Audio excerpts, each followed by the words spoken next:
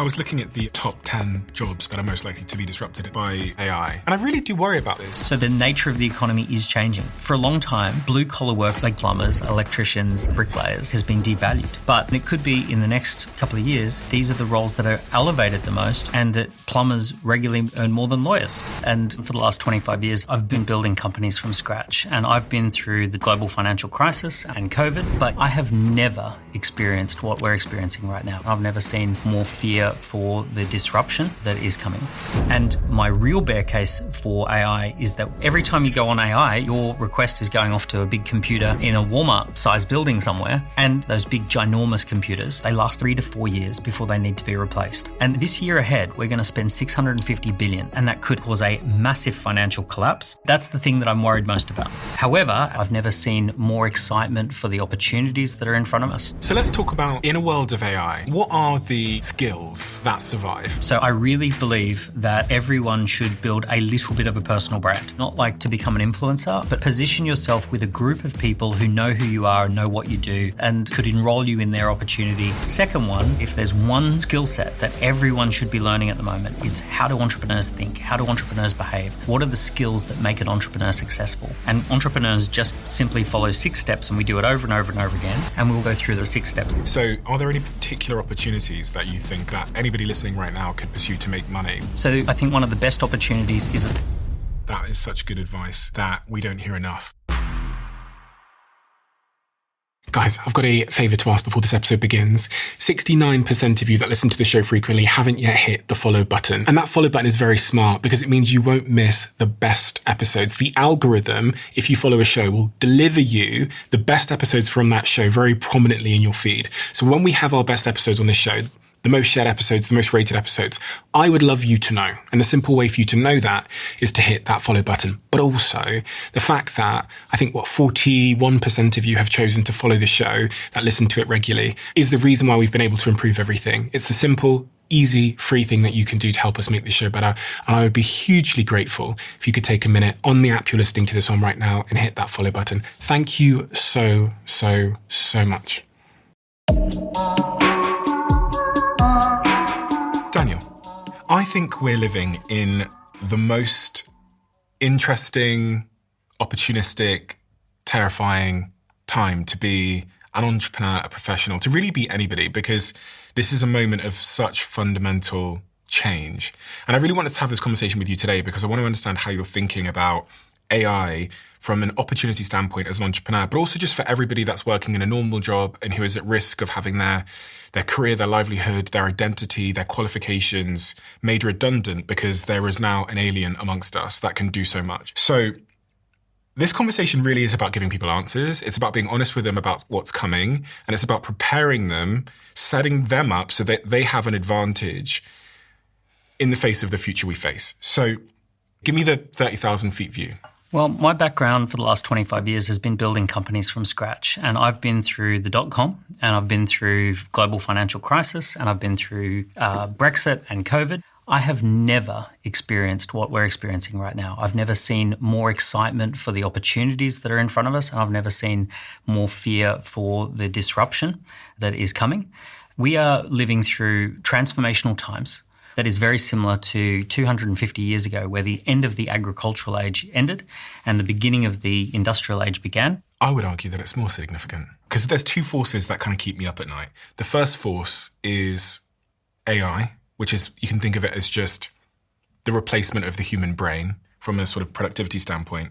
And then the other is robotics. And the problem is they're coming in at the same time. And I was watching, I don't know if you saw this the other day. I did, yeah.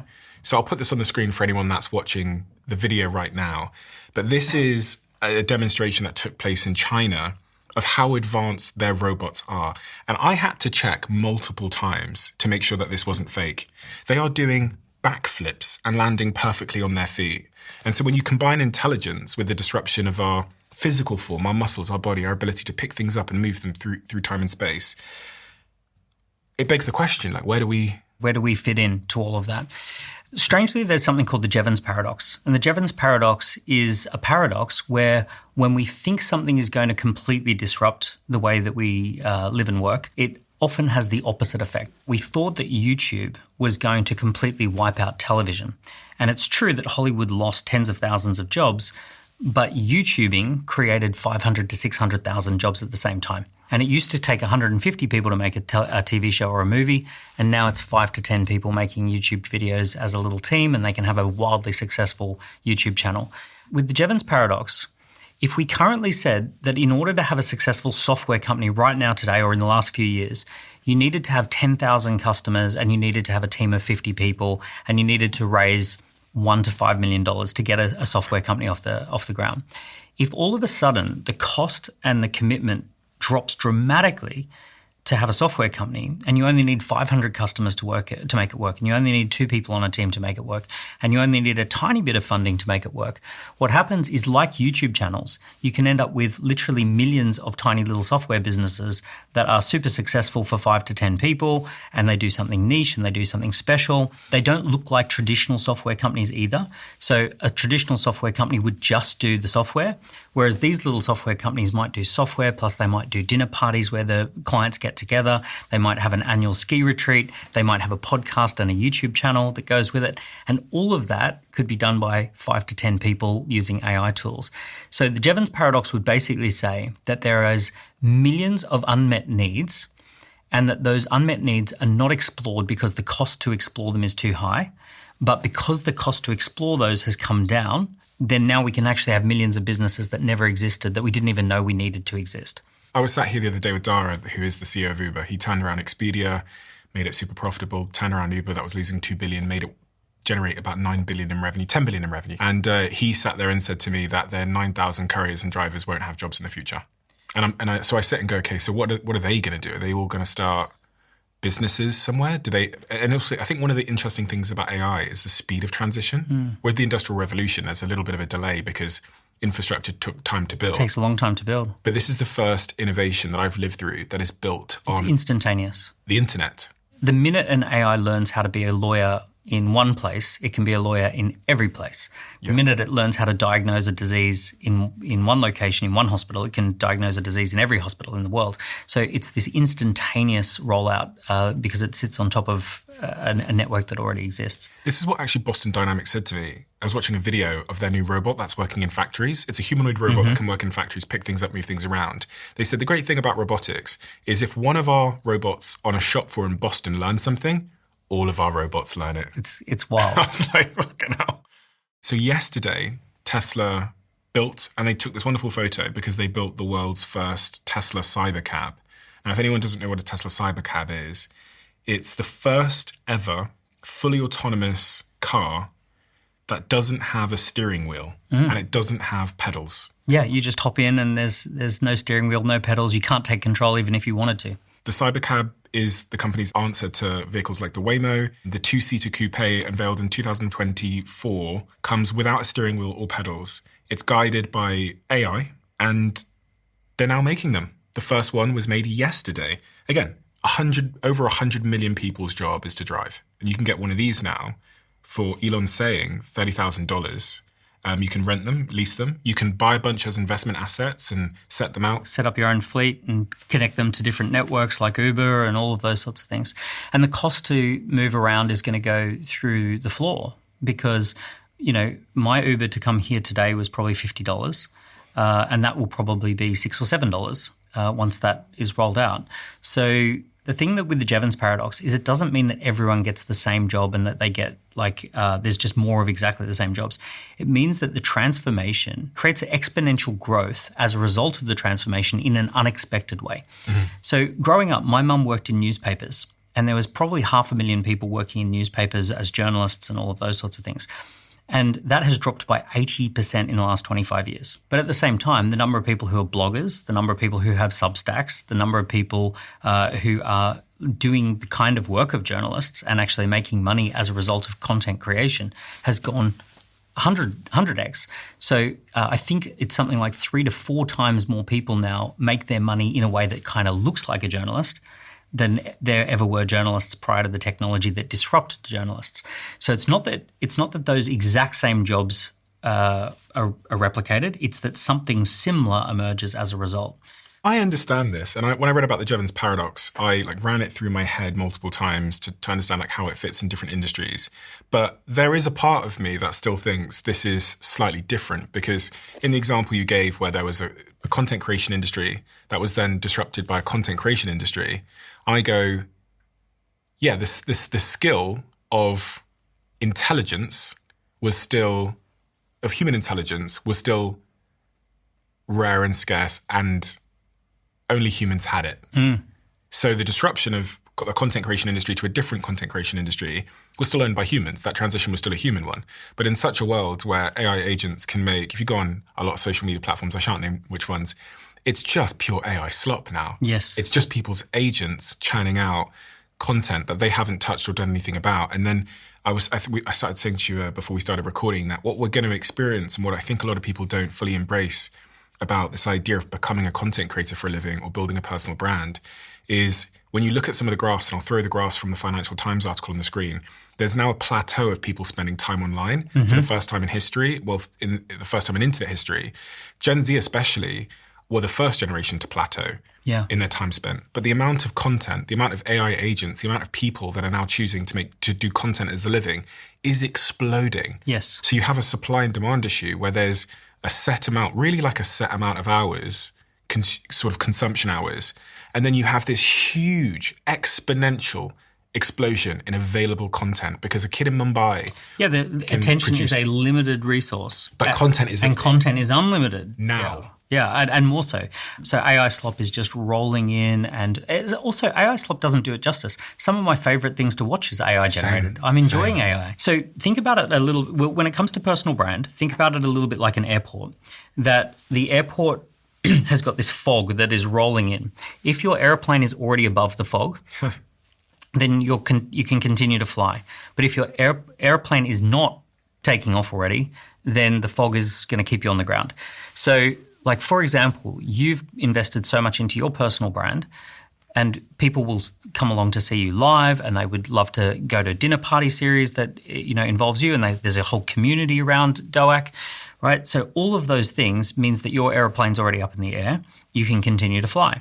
But if you were starting 2 years from now, or a year from now, or maybe even 6 months from now, and you weren't smart about it, there's just too much AI-generated content. You won't get traction. You won't get that lift-off moment the same way. That opportunity is coming to an end because of that AI-generated content. What I'm seeing in the algorithms, we do some data analysis every year on the variance of performance of pieces of content we produce on different channels. Now, I've been making social media content for 15 years, so I have a bit of a sort of a mental history of every year us doing this particular data analysis to see the variance between the worst thing we post and the best thing we post. And this year we did the same. We ran the same analysis with my data science team, led by Austin and my team, to see if the variance between the worst thing we post and the best thing we post is getting bigger.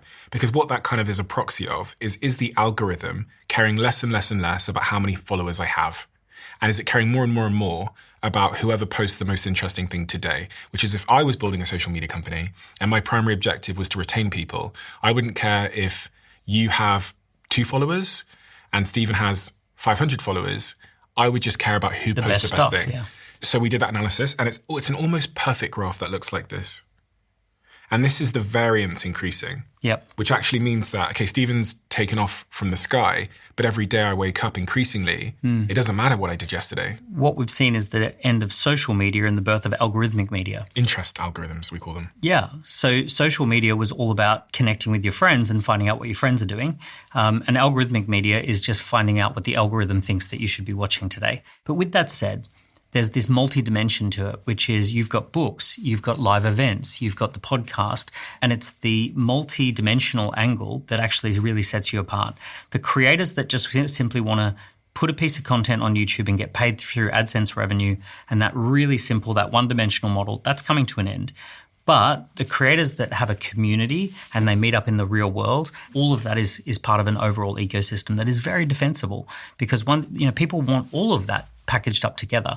Why is it fundamentally defensible from, if we think about first principles or human Maslowian needs? Let me give you a big answer to that, which is, if we go back in time to the agricultural age, farmers had to know when was a good time to plant the crops, and then they had to go out and toil the soil and put the seed in the soil. And the soil did most of the value creation in the economy. At the end of that process, the farmer had to know this is the day to harvest, and then we need to harvest that and we need to turn it into something and take it to market. And AI is very similar, which is that it's very good at doing the middle to the middle. It's not good at knowing what to do in the very first instance or knowing when to stop and how to take it to market. So the entrepreneur's job is to do step 1 and 2, let AI do steps 3 to 8, and then do steps 9 and 10, and to basically have a cohesive view as to what you're trying to get the AI to create. Theoretically, though, I could ask an AI agent to think about the goal that will benefit me the most and make as many AI agents as it needs to fulfill that goal. And then it would start one business, and then it would start another business. Start lots of different businesses. Start another business, build another website, contact a supplier. I think what you're into here is 2 or 3 steps ahead of yourself where, all of this is theoretically possible, but we haven't seen those kind of examples happening yet, right? We haven't seen whether that will ultimately unfold. I'm not saying it won't. I think we are moving into a completely new economy. When you lived in the agricultural age, it was completely unbelievable to you what the industrial age would have looked like. It's beyond all comprehension if you had an agricultural age mindset to imagine factory production or coal production. And the principle there that allows you to see what the future might look like when it's exponential and not linear is imagining any rate of improvement. And so this is how I think always in my business is when I'm thinking about which bet to make, I imagine if there's just 5% rate of improvement per quarter, eventually this happens. Mm-hmm. And so with some things we've done on this show, we started 2 years ago, and for the first 18 months, it didn't work. And then 6 months ago, it exploded because eventually the rate of improvement got to the point where it was viable. Yeah. And now it's the single most important disruptive thing we've ever done. And I think about the example I just gave there of agents. I'm like, if you just imagine any rate of improvement, just imagine 1% a year. And obviously it's way more than that, but imagine 1% a month. Eventually we get to a point where a team of agents If nothing disrupts it, one thing that is very likely to happen in the next 3 years is the whole thing comes crashing down. It doesn't financially make any sense to build the data centers that we're building. But you're not saying that AI is going to disappear. The technology itself is remarkable, but the financial model just makes no sense whatsoever at the moment. At the moment, which is kind of typical of bubbles, right? So over the last 180 years, there have been infrastructure build-outs that have bankrupted the economy consistently again and again and again. In fact, there's a pattern. Whenever we spend more than 3% of the overall GDP of the economy on an infrastructure build-out, it bankrupts the economy briefly for 10 years, right? So this happened when we did railway tracks. In fact, it happened twice in the UK and twice in the USA. Then we bankrupt ourselves putting the electrification grid in place. We bankrupted ourselves putting highways in place. Now, there's something that makes this worse than ever before. And that is that when we built train tracks, they lasted for 100 years. When we built roads, they lasted 50 plus years. The telecommunications, fiber optics, 30 years. All of these investments were multi-decade investments that we could get benefit from and leverage for decades. Data centers last 3 to 4 years before they need to be replaced. So we are building something that has a 3 to 4 year life cycle that costs hundreds of billions, and it has to be replaced every few years. And there is no financial model attached to this that justifies it at all. So one thing that I'm predicting is that in 2029, 100 years after the Great Depression, we will see a massive financial meltdown based off the back of these data centers that have been developed at the moment. And for someone that doesn't know what a data center is? So it's like a big Walmart or an airport filled with computers, and those computers are running AI, right? So every time you go on AI, you're actually, your request is going off to a big computer in a Walmart-sized building somewhere. But those GPUs, those computer stacks, those big ginormous computers, they are like iPhones. They last about 3 years before they get superseded. This year ahead, we're going to spend $650 billion. $650 billion sounds like so abstract. It's the equivalent of giving every single person in America an iPhone Pro with AirPods. But here's the crazy thing. 95% of people who are being given the free iPhone are not willing to pay for it. And the tiny number of people who are willing to pay for it, they're only willing to pay $20 a month, most of them. So this $20 a month, everyone's getting a free iPhone effectively, and then a small 5% of people are willing to pay $20 a month. The numbers are just astronomically out of balance. The numbers are astronomically out of balance. So what happens next? You're predicting in 2029 there's a financial crash. There's not a 0% chance that the financial model around what we've launched with AI is catastrophic. It's a huge financial problem that very few people are talking about. So let's talk about, in a world of AI, what are the skills that survive? And like, what are the professions that you believe survive? If you've got children, Daniel, when they come to you and they say, Dad, I'm hearing about all this AI stuff and I've seen these robots in China doing backflips. What should I be learning now to make sure that the next 20, 30, 40 years of my career is prosperous? It's the entrepreneurial skill set that is the most important skill set. It is essentially the skills of identifying an opportunity, prototyping fast and cheap experiments to see if you've got something that people want, taking it to market, making your initial sales, scaling up to your addressable market, and then exiting and then coming up with a new idea. Because even if you're in a big corporate, they're going to want to prototype things, they're going to want to spin out new products, they're going to want to come up with new initiatives, and we need to step through that process of, is this a good idea or not? Can we validate it? Can we scale it? Right? And you want to go through that process as fast and as cheap as possible, the way an entrepreneur would.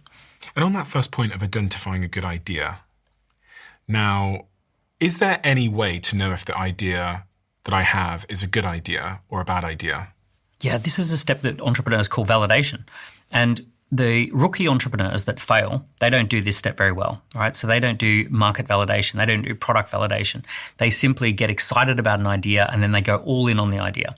And what really experienced entrepreneurs do is that we come up with ways to do fast, cheap experiments. So for example, last year I had 2 ideas and I actually kind of liked one a lot and I liked one a little bit. And what I did is I set up a waiting list campaign and I basically invited people to join the waiting list for idea number 1. And about 750 people joined that waiting list. And they filled in a set of questions so that I knew that 750 people were interested in this idea. This was my favorite idea. And then the second idea, I invited people to join that waiting list. And 4,500 people joined that waiting list. So even though this wasn't my favorite idea, it was way more exciting for people and it was sitting on top of a much bigger need. So off the back of collecting 4,500 people on the waiting list and collecting all the data and the information, we went to some angel investors about a week later after doing that, and we raised £250,000, so about $300,000 or $400,000. And all of that took about a week or 2. With that example, how do you know that the business itself and the delivery of that idea actually meets their expectation? Because I can think of multiple examples where someone clicked on an idea that I had, but actually the delivery of that idea fell short of expectation. Because sometimes things can sound good when you see the flyer or the poster or the advert, but the reality of the experience is actually not that great. So let me walk you through the 6 steps quickly. Step 1 is called founder opportunity fit. And founder opportunity fit is finding something that you want to do. Step 2 is validation, right? So this is where we actually try and see, is there a market? Could we build something? Could we sell something, right? So that's 2 validation. Can we build it? Can we sell it?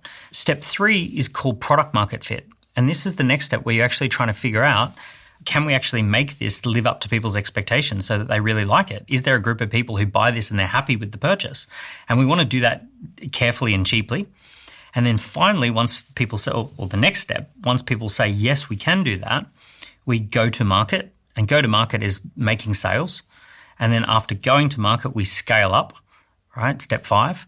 And then the final step is we exit. So we go through those 6 steps and we call that a value creation loop. And that value creation loop goes through those 6 steps and each step has its own little job. And what we're trying to do is just validate, go to the next step. Achieve the milestones, go to the next step. And that's how we do it as entrepreneurs. So in a world of AI, are there any particular opportunities that you think are new and exciting that anybody listening right now could pursue to make money, whether it's passive income on the side or to leave their current role and pursue entrepreneurship for? Well, the starting point is that everything is an opportunity because what do entrepreneurs do? We find things that could be done better, faster, cheaper, or with more emotional benefits. But has AI created any particular interesting opportunities in your view that you think that's a huge arbitrage opportunity? I think one of the best opportunities is a small SaaS company. So software as a service was an elite level business opportunity that very, very few people could enter. That was something that only maybe tens of thousands or hundreds of thousands of founders at most globally could have a software company. So it was very, very elite. And the reason it was elite is because it was very, very hard to mobilize the talent required to build a software company. You probably needed, maybe 10, 20 or 30 developers to build a software product that would actually be a good software product. You needed to raise millions of dollars to get through the costs of developing software companies. And you probably needed 10,000 customers to have a break-even software company. Now, because of AI, all of those costs have massively come down. And there are software companies that are wildly profitable that have 500 customers or 1,000 customers. They service a tiny little niche. They attach a community and some media and some training to those little software niches.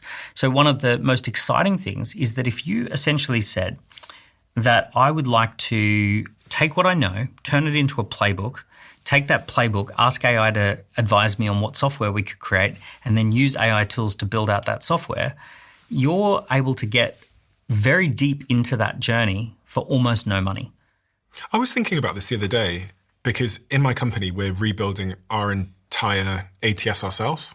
So an ATS is basically the system you use when you recruit people. Everyone's name goes into the ATS. It's kind of like a search Applicant engine. Tracking system. A database of where candidates who have applied for your company currently are.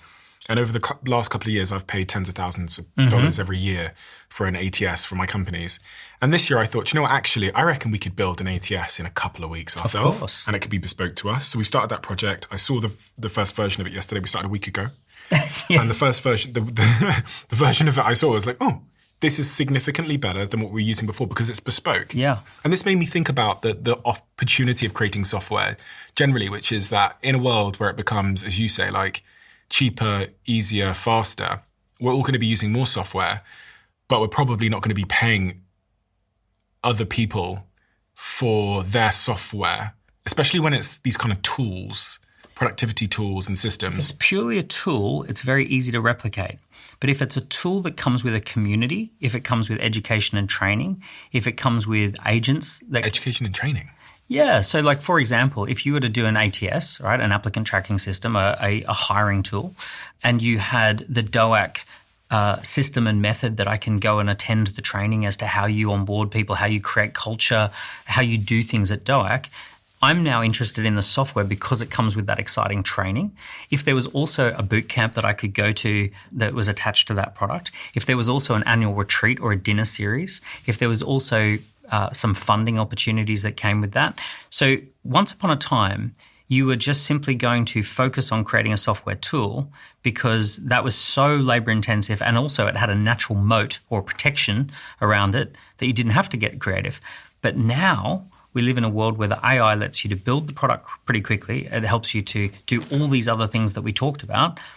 And suddenly it's actually quite a fun product that you can spin up. What you've already created would have probably cost $500,000 in 6 months. Oh my God, 6 months, I wish. Not that long ago. Yeah, it would have probably taken about 18 months total end to end. And you've done it in a week. Yeah. And so everyone else can do it in a week. And in fact, if that's anyone's business right now, there's going to be 1,000 new ATS systems a day. One's going to trend on Twitter. People are going to download that one. Then they're going to jump ship because a new one emerges and it's better. It's more agentic or whatever. And so again, I think, are we seeing software generally become a commodity? What we're going to see is all business opportunities be like YouTube content. I mean, if I went back 25, 30 years ago and said there's going to be 10-person unfunded little TV studios that produce content every single week for almost no money, you'd think that's crazy. I mean, Seinfeld used to cost $5 million an episode. The Simpsons and Friends, these were all multi-million dollars per episode. And we've now replicated that can be done like by a tiny little team for free every week. It's interesting because the minute we say that the answer is to do these things that are now easy and free and cheap to do, it's almost like we then don't acknowledge the fact that if everyone's doing it, it's no longer a valuable thing to do. It's less valuable. Yeah, as it becomes easier, the other axis is the decline in the value. So we're saying to people, go be a content creator, but the very fact that they can without needing a CNN-sized skyscraper production equipment also means everybody can, which means that that actually is losing value at the same rate that it's becoming easy, theoretically. And so what I continually think about from first principles is, what is it that I can bet on that is irreplaceably human, which only I can do, and a kid in Mumbai cannot do? And so when we say software, I go kid in Mumbai. And then we say content, I go kid in Mumbai. Well, physical experiences in the real world. I agree with you. So standing on a stage and telling your story is something, I mean, you already see that thousands of people show up to see this and to be to be in a room with other people who are sharing an experience. See, the thing that the AI version of you can't do is turn up to an event. I agree. So I say what I say because I genuinely want to be challenged here. I sit here with these AI experts and CEOs because I hope that they say something that tilts the current belief that I have and like makes me go, oh, actually, that's a good point. I'm in search of good points on this subject matter. So when I said what I just said about content software becoming increasingly commoditized, and because it's becoming commoditized, we're like tempting people to go do more of it without acknowledging the fact that the very fact that people are doing more of it means it's less valuable and it's more of a commodity. And what I'm saying, though, is that these things have to go together. So simply, like anyone who's doing real-world experiences, I think what's going to happen is you'll go to a conference and that conference will come with custom software that lasts 2 or 3 weeks that is really, really interesting and it relates to that conference. And that software was created as a SaaS product for the attendees of that conference and it kind of pops into existence very briefly. These things used to be separate and now they all cluster together, right? So it's a buffet of things that you all put together. If we take most successful businesses now, they do social media. That used to be a standalone business. It was crazy to think that a hair salon could also be a media business. I've met with tens of thousands of entrepreneurs and the number of people who want to go big is tiny. It's a fraction of the entrepreneurial community. What most people want is a business that provides an amazing lifestyle. They want to live and work from anywhere. They want to be able to travel. They want to do 3 or 4 days a week. They want to drop their kids off at school. They want to do non-monotonous, interesting work that is a little chaotic, a little creative, a little bit fun, a little bit challenging. They want to work with a small group of people that they get to know and enjoy and travel through life together. And those are the types of things that the majority of people actually want. Very few people actually want big. So one thing that I'm noticing is that it's probably harder than ever to build a big business, but it's easier than ever to build a small, successful business. So if we were to say that a business that does 1 to 5 million of revenue with a team of 10 people, that is like totally super possible. But once you go beyond that, it's becoming harder and harder because you get disrupted more frequently. So you have to be an elite athlete of entrepreneurs to withstand the constant disruption and the constant change that's coming.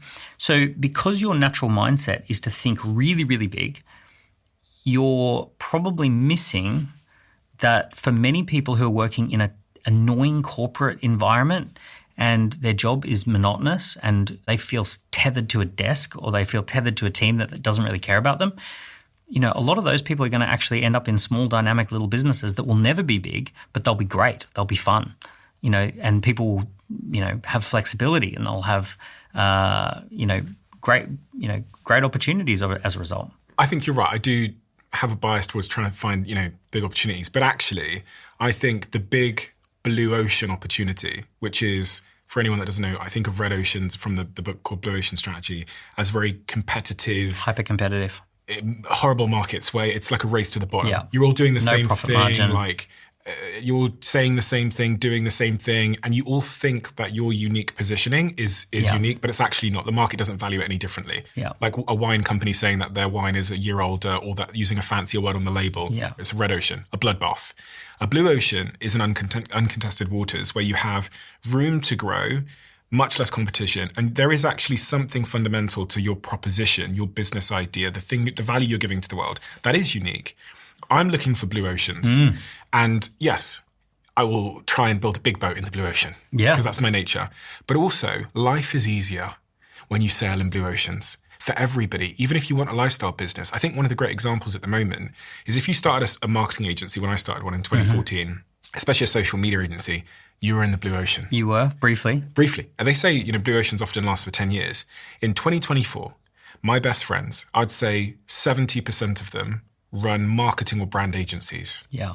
I'm having the same therapy session with them once a month at the moment. And if you look at the big five agencies in the world, the WPPs in the world, Martin Sorrell's business, they're all competed away their margins. Struggling. And they're struggling, yeah. They're losing their profit. They're losing their market share. And AI and digital technology means that this disruption cycle happens in months, not years anymore. So you said a blue ocean can last for years or decades, not in the world of AI.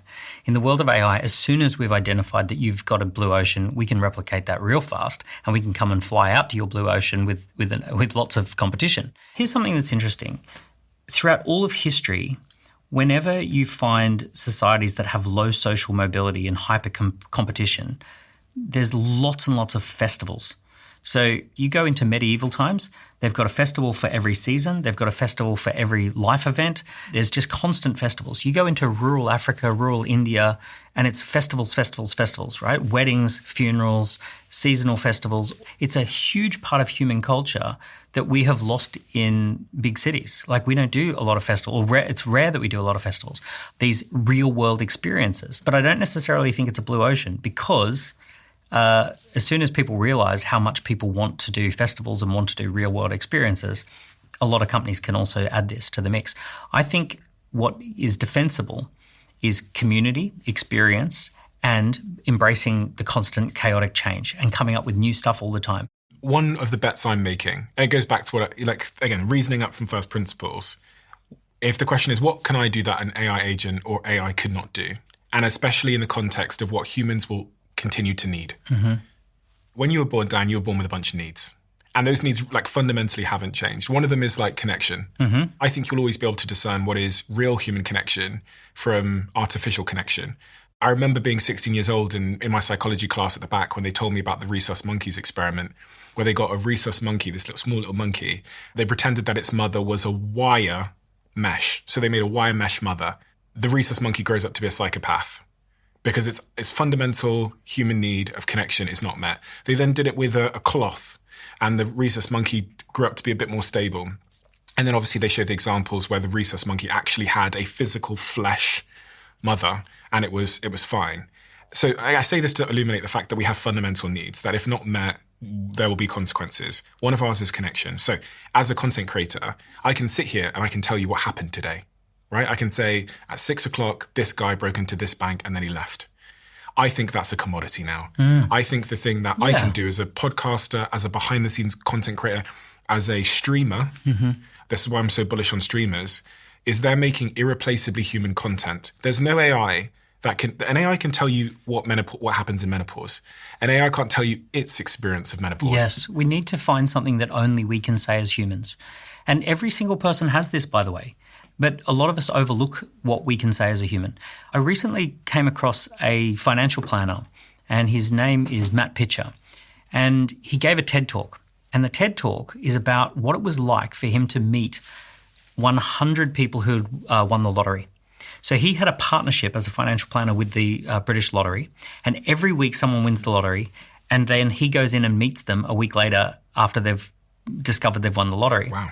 But what he did is he looked back at his history, and he had lots of different things that he was doing, but he looked back at his history and he connected some dots. And he said, hey, wait a second, there's something that only I can talk about. There's something that is my thing that I've experienced, that I lived through, that I've sat in those living rooms, I've sat eye to eye with those people, and only I can talk about that. And because of that TED Talk, he's had 500,000 views in the first few weeks, and his business is obviously going to explode and all of those kind of things because he found something that only he could say. I believe that every person has something that's human that only they can say, that's highly relatable. You shared with me an interesting philosophy when we first met. I did my first episode on Diary of a CEO and it got millions of views. And I said to you, why is it that my episode got millions of views, but a few weeks ago there was a billionaire CEO who only got a few 100,000 views, and a few weeks before that there was a billionaire CEO who only got a few 100,000 views? And you said, Daniel, relatable beats impressive. Yeah. And a lot of people think that they have to cure cancer or launch a rocket to Mars, or that they have to win a Nobel Peace Prize or float a company on the NASDAQ. And actually, each individual person, we have to discover what I would call your personal intellectual property or your personal intellectual capital. And your personal story, your personal playbooks, your triumphs and your disasters, the things that you've done that are interesting to a certain group of people that you can quantify, that you can describe, that you can give me what it was like. Those are your personal playbooks. Now, once you have personal playbooks, you have the ability to turn that into all sorts of products and services through AI.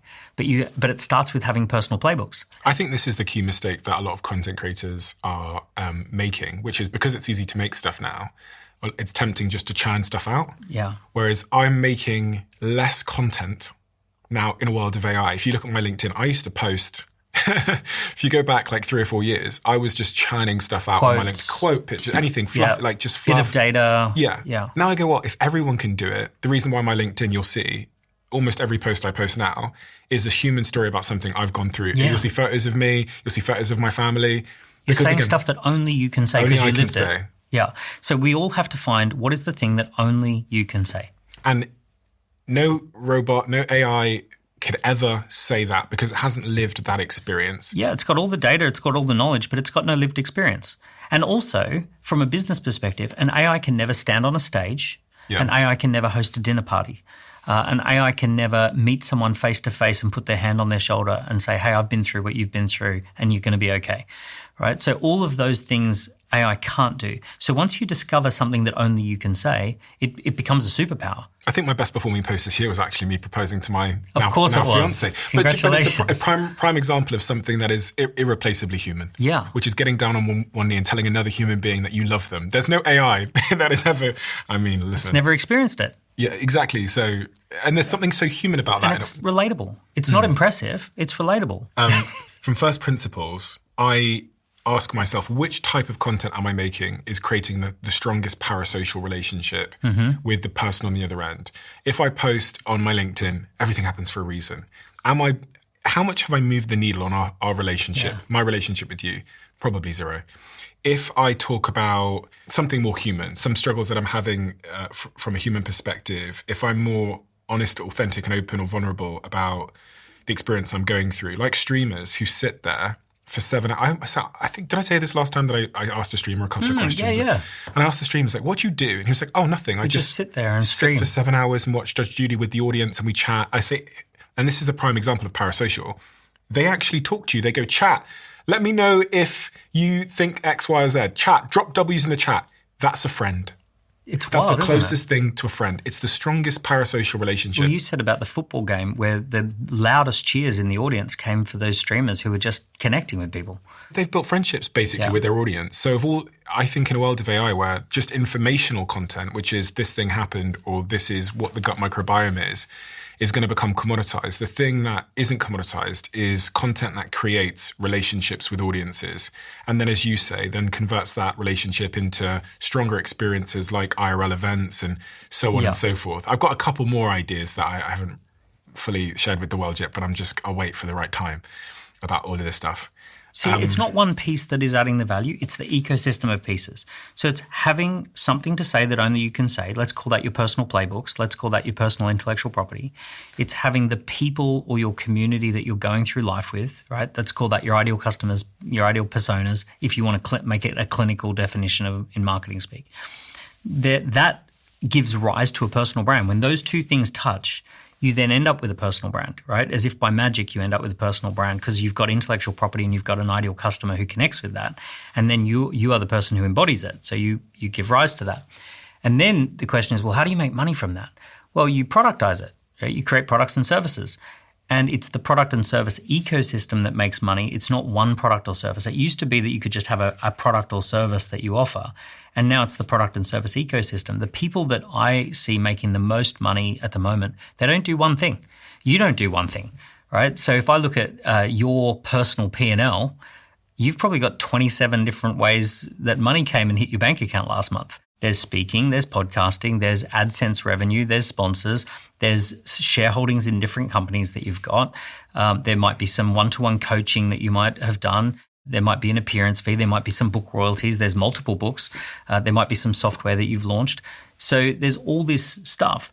That sounds crazy and chaotic in a pre-AI world, but in a post-AI world, it's not that hard to create all these different products and services and to be launching different things and to be going on a journey with people and having a product and service ecosystem. I'm the same, by the way. I've probably got 20 different things that that I'm involved in at any given time. I was reading yesterday that for the first time, I was reading a few things. One of the interesting things I read is that Spotify said their best developers haven't written a line of code since December, thanks to AI, which again is a whole nother conversation. Maybe we should touch on that. What are the occupations that you genuinely believe won't exist 5 years from now as we know them?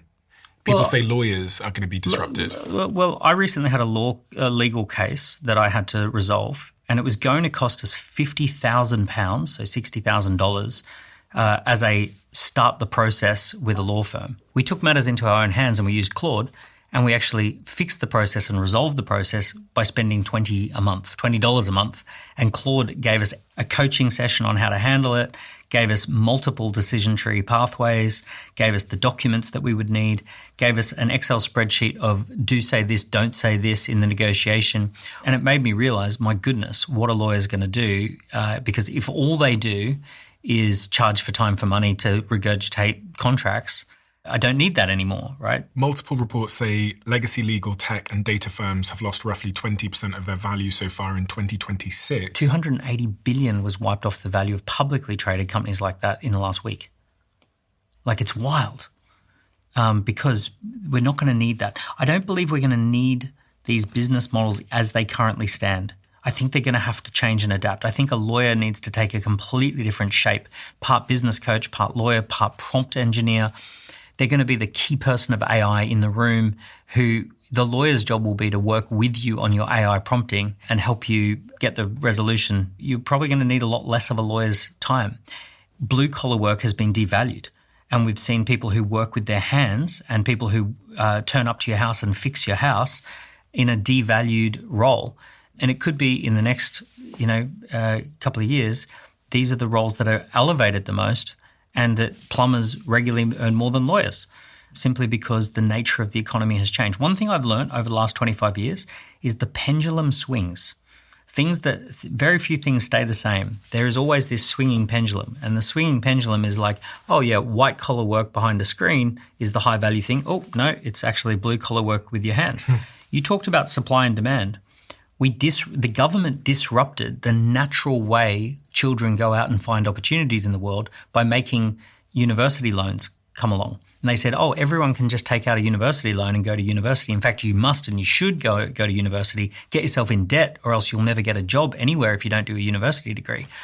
And lots of young people who should have been plumbers, electricians and concreters and bricklayers went off and got a master's degree in the mating habits of butterflies and, some random degree that doesn't have a job attached. And they ended up in $60,000, $70,000, $80,000 worth of debt to get this degree that no one was asking for. That market distortion means that we now don't have many plumbers and electricians, and the blue ocean is now being a tradesperson. There's a phase a lot of companies hit where they're no longer doing the most important thing, which is selling, and they get really bogged down with admin. And it's often something that creeps up slowly and you don't really notice until it's happened. Slowly, momentum starts to leak out. This happened to us, and our sponsor Pipedrive was a fix I came across 10 years ago. And ever since, my teams across my different companies have continued to use it. Pipedrive is a simple but powerful sales CRM that gives you the visibility on any deals in your pipeline. It also automates a lot of the tedious, repetitive, and time-consuming parts of the sales process, which in turn saves you so many hours every single month, which means you can get back to selling. Making that early decision to switch to Pipedrive was a real game changer, and it's kept the right things front of mind. My favorite feature is Pipedrive's ability to sync your CRM with multiple email inboxes so your entire team can work together from one platform. And we aren't the only ones benefiting. Over 100,000 companies use Pipedrive to grow their business. So if something I've said resonates, head over to pipedrive.com/CEO, where you can get a 30-day free trial, no credit card or payment required. Steve, what are you doing? Just making myself a delicious coffee. From the freezer? From the freezer. Have you not heard about Contier? No. Oh my gosh, this is going to change your life. A couple of months ago, the founder of this business called Matt sent a big shipment of this coffee to our office in London. What most people don't know is that the processing of coffee takes out a lot of the taste. So what they do is they flash freeze it at the optimal moment when it's most tasty. And they send you in the post the coffee in these little frozen ice cubes. Now, Matt sent a big shipment to my office. I moved it to the kitchen. I said to the team, knock yourselves out. And then I saw so many messages in our Slack channel of people going, oh my God, what the hell is that? It's so delicious. All I have to do is pop it out in the morning using the little button on the back of this thing. I pour my hot water in and I mix it. And that is done. You can get $30 off your first order of Cometeer coffee if you go to cometeer.com/Stephen. Try it and please Instagram DM me, LinkedIn me and let me know if you love it as much as I do. I was looking at the top 10 jobs according to AI that are most likely to be disrupted. And it said things like drivers, with McKinsey estimating 30% of them will be automated by 2030, customer service, representative and call center reps, which I used to be. Same. 50% headcount reductions after AI rollout, according to some estimates. Some go up to about 80%. I actually saw a tool on my timeline yesterday that is real human voice, indistinguishable from humans, that's just launched and is causing a huge stir. So that they're thinking that will replace even more of the customer service roles. I did speak to the CEO of Klarna. TLDR, as he said, we currently have 7,000 employees.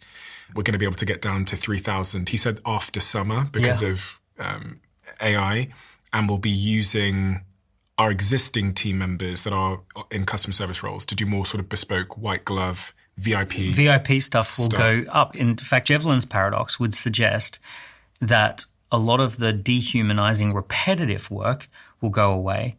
But actually, if there are AI bots that are really good at setting appointments for a VIP human person to have a conversation, then that work will go through the roof.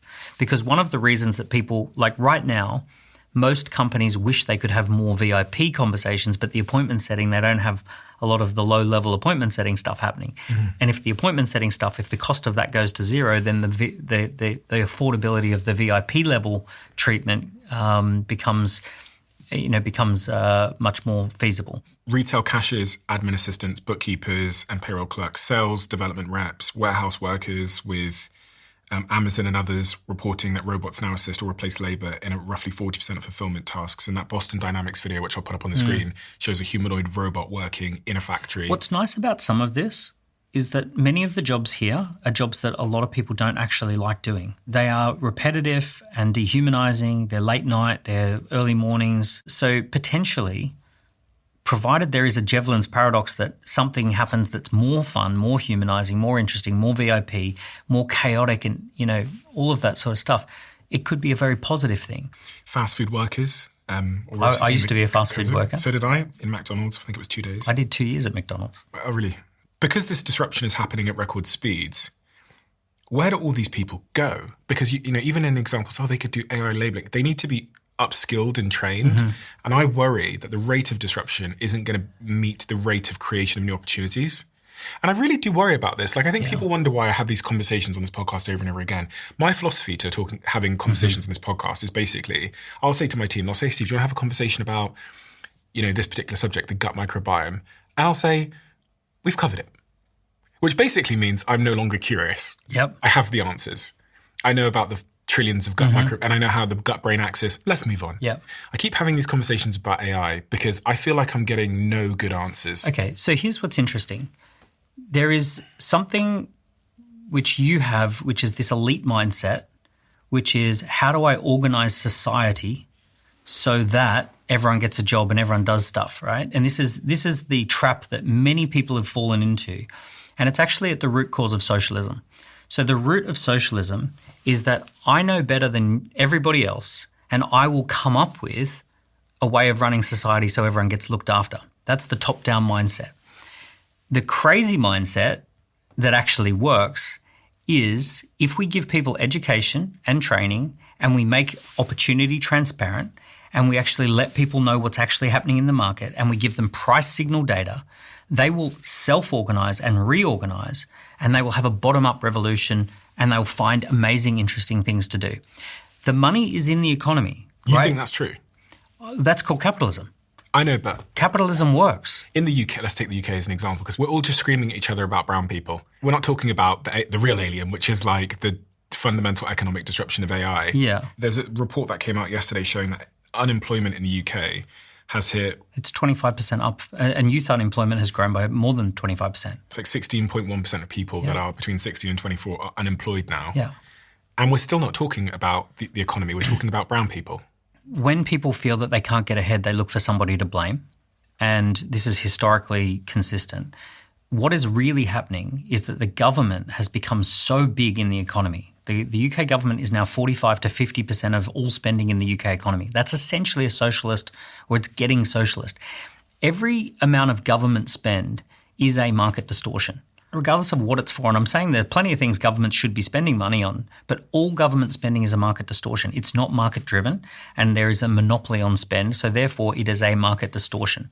The more government spending you have, the more market distortions you have. What do you mean by market distortions? So a market distortion is where the markets are not really able to function because there is some big organisation like the government spending money and taking away price signals and taking away the realities of the market. So a great example is what happened with student loans.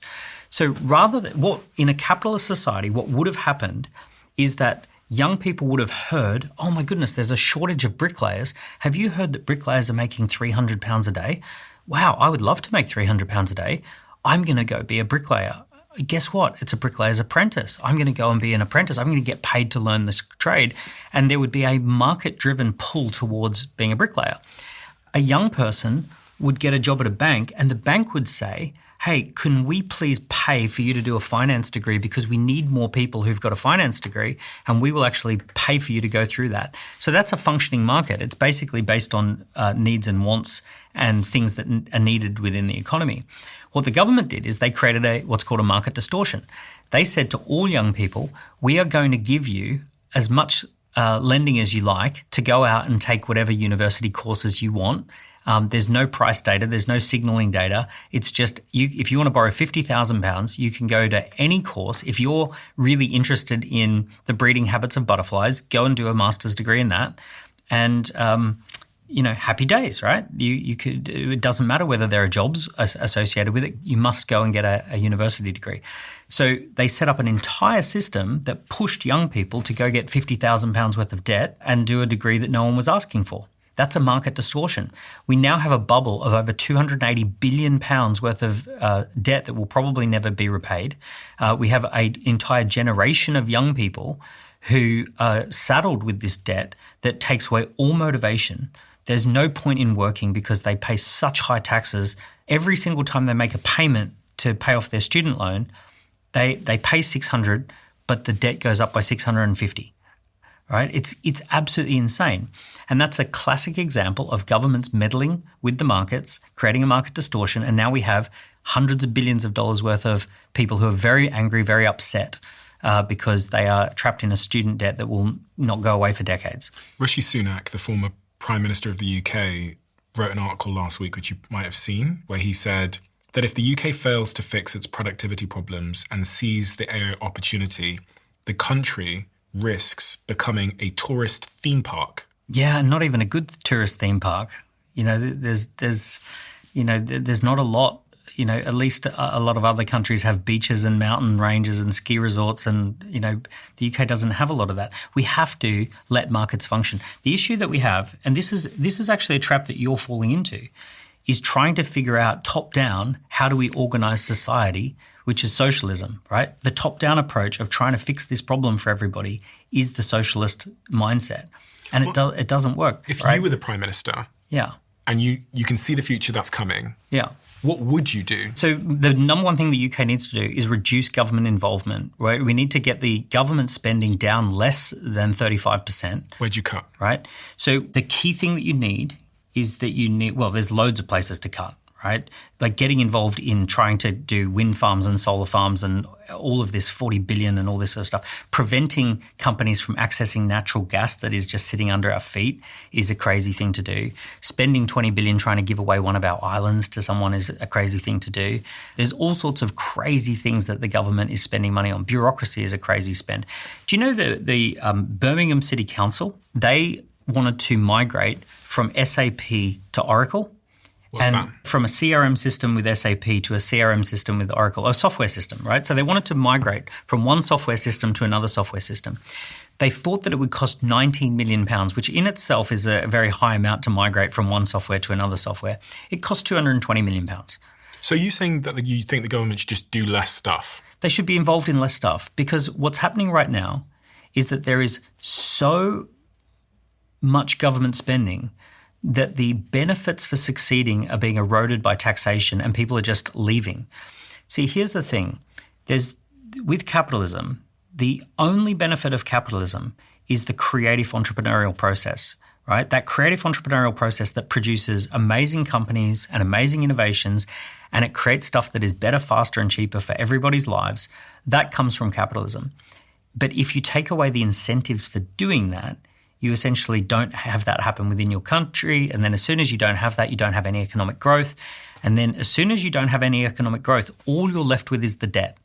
And the debt erodes your economy and kills your economy, and you don't have any growth to counterbalance the debt, so you enter a downward spiral. And that is basically the same socialist scam that happens over and over again everywhere that it's tried. You're essentially trying to get rid of the worst elements of an economy, which is cronyism and extraction, but that happens under socialism. You just simply lose the one thing that doesn't happen under socialism, which is the creative process, the entrepreneurial process, the innovative process that creates new value in the economy. So what we've currently done in the UK, we've taken away all incentives for people to be in the UK and to succeed. I'm sure you know people personally who are no longer in the UK as tax residents, who should be in the UK as tax residents. They liked the UK. They enjoyed living in the UK. But what happened? They left. You and I had a debate with a guy a year ago, and he said, oh no, people are not going to leave the UK. We can tax them as high as we possibly can. We can ramp up the taxes. Gary Stevenson. Yeah, Gary Stevenson. And Gary's prediction was that rich people are not going to leave. And he also predicted that the house prices are going to explode and that we're going to have these horrible house prices. What's happened? Housing market has gone flat because people are leaving. The economically active producers, providers, they have left in their droves. And the economy is now in real trouble. If you ask anyone who has left, what do they tell you is the reason that they left the UK? Well, it's one of two things. It's generally, I think they feel a sense of pessimism about building their future in a place that feels like it's on managed decline to some people. And then the other cohort will say tax reasons. High taxes, and it just feels like you can't get ahead. And also the third I'd say is they think that talent is elsewhere. So they think they have a better chance of getting capital and talent employees if they move to America or Dubai or whatever else. Yep. And if you go to Dubai, low taxes. And if you go to America, lower taxes, more opportunities. So we are living in a time where, you know, a lot of countries are exploring this socialism thing. And unfortunately, it's a scam. But even what's interesting is even your mindset is we need to fix this top down as opposed to fix it bottom up. With AI, we need to give people price data, price signals. What does that mean? It means that they need to be able to see what's happening in the economy. A young person needs to know that someone's making a lot of profit. They need to be able to see there is opportunities to do this, there's opportunities to do that. They need to also see, oh, this is no longer an opportunity. So this was great. This was a great opportunity 5 years ago, but it's not such a great opportunity now. A lot of young people are going to discover, oh, wait a second, I could get into house renovations because a lot of houses need renovating. And they go, oh, cool, I've heard about someone who's making money doing that. I'm going to go do that. So that's just having access to price data.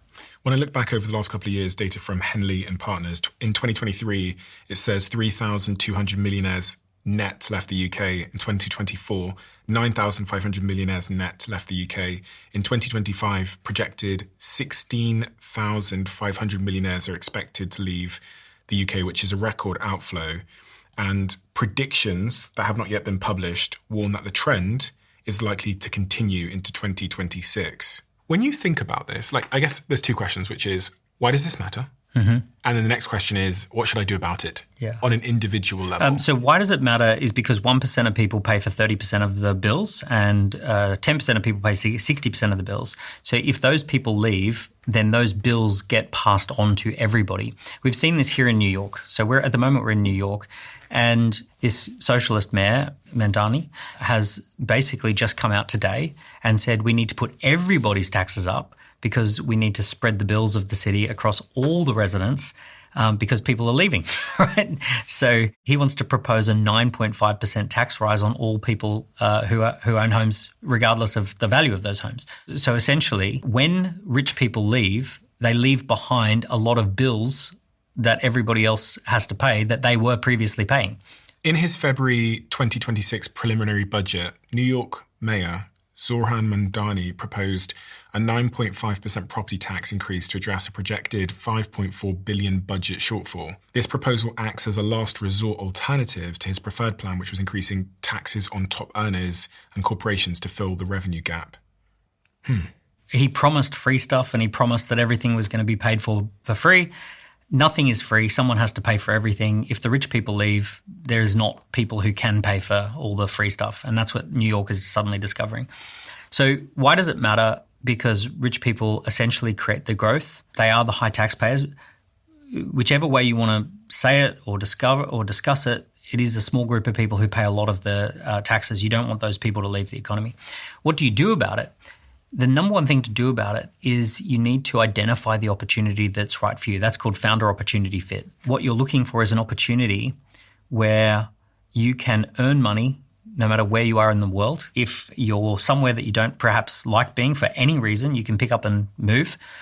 So the best kind of businesses and the best kind of opportunities at the moment are the ones that are not geographically limited to a particular city. It says that in New York, personal tax income remains pretty strong, but business tax collections have started to soften. Recent reports show they are roughly 378 million lower than initially projected as business formation slows down in New York. Yeah. It's the same story. We've seen this over and over again. Socialism is like a hot stove that every generation has to touch for themselves.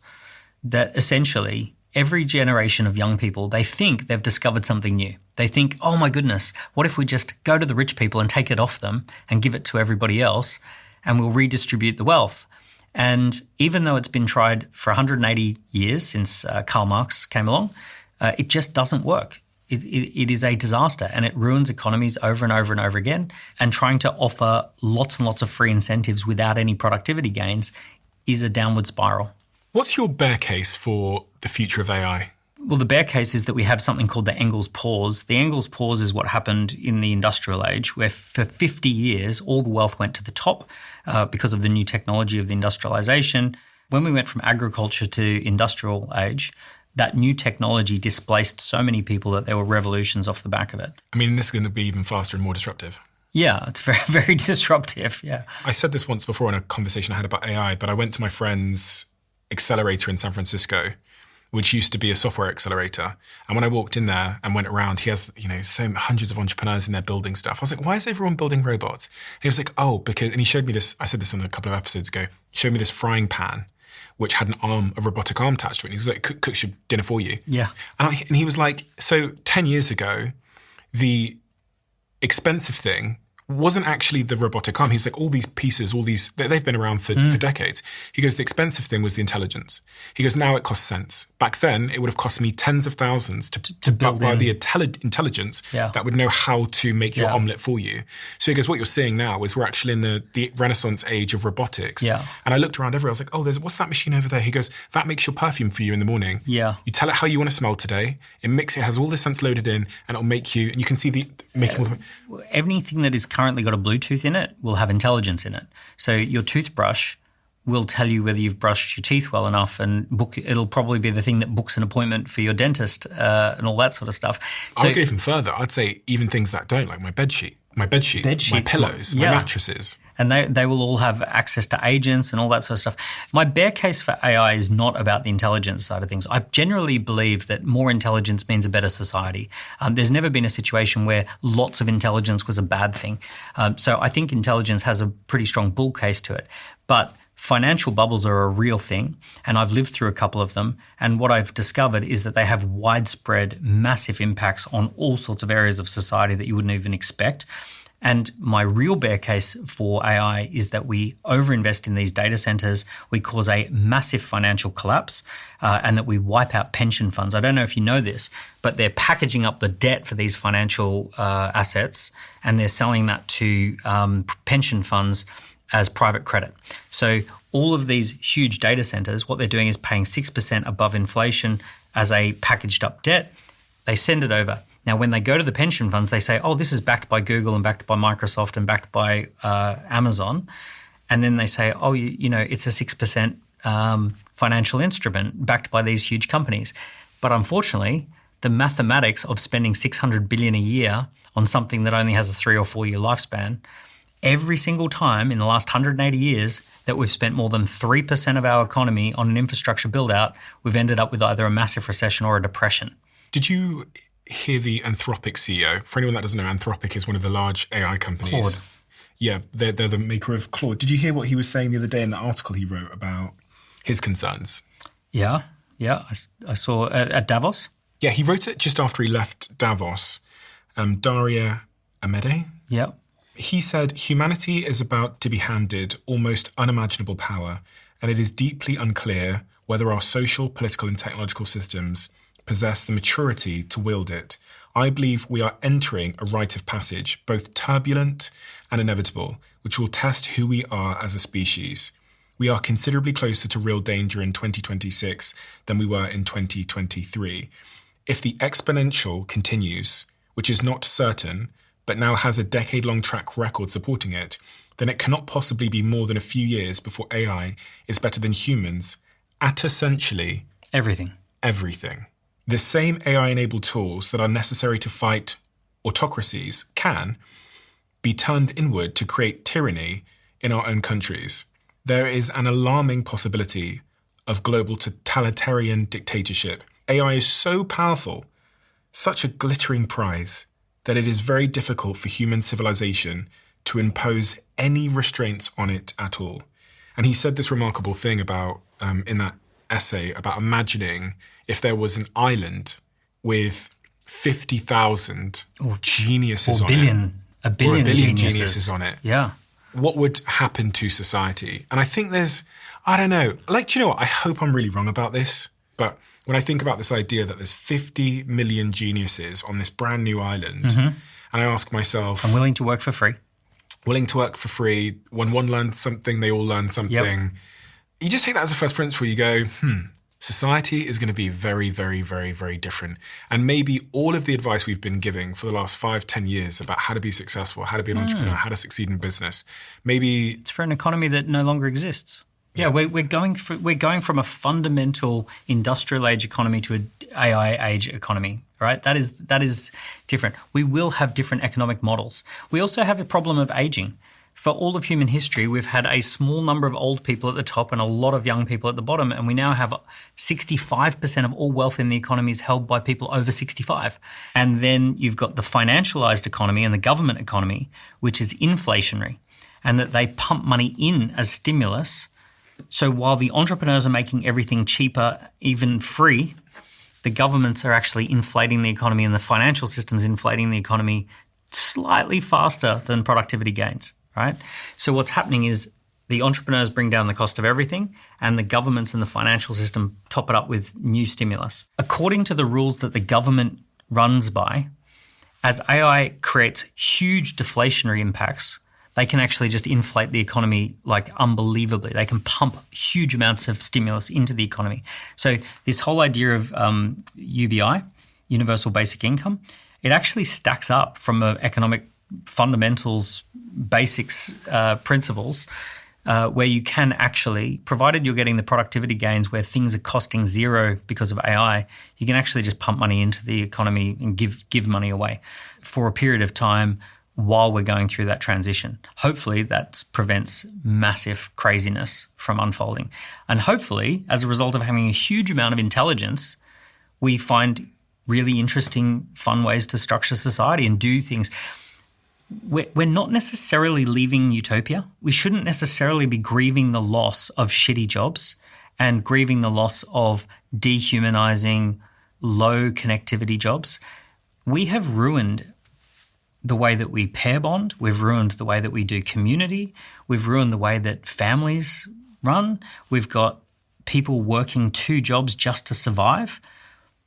That's not something to be grieving the loss of. We need a new system. Maybe AI is going to actually give us the breathing room that we need to actually create a system that gets us back to a little bit towards the way that humans have flourished. Are we going to go towards UBI? It seems like in the short term that would have to be the case. So Sam Altman's over here working to build OpenAI, working 24 hours a day, let's just say, theoretically. We're going to have to take some of his hard work away and give it to, theoretically, we're going to have to give it to someone who is maybe not working.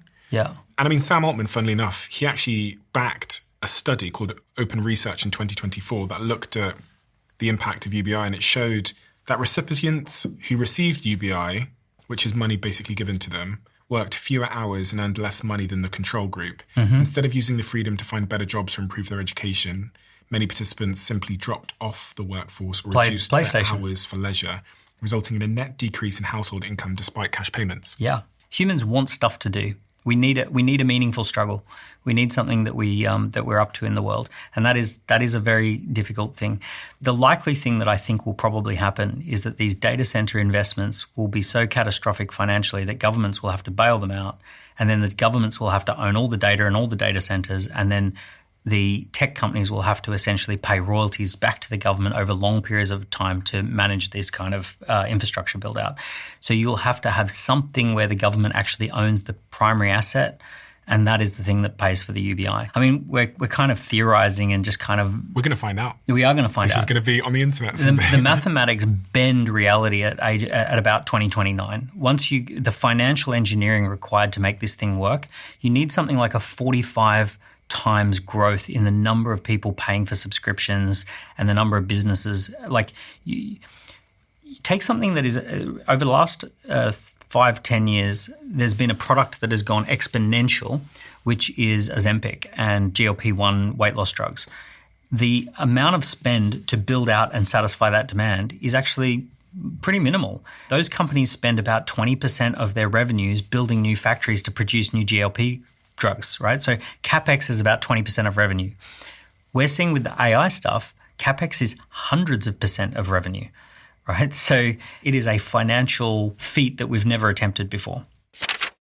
I've had so many founders speak to me and say, why didn't this particular ad that I ran on this platform work for me? Maybe the copy wasn't good, the creative wasn't strong, but usually the problem is they're not having the right conversation because that ad never reached the right person. And if you're in B2B marketing, that is much of the game. And this is where LinkedIn ads solves that problem for you. Their targeting is ridiculously specific. You can target by job title, seniority, company size, industry, and even someone's skill set.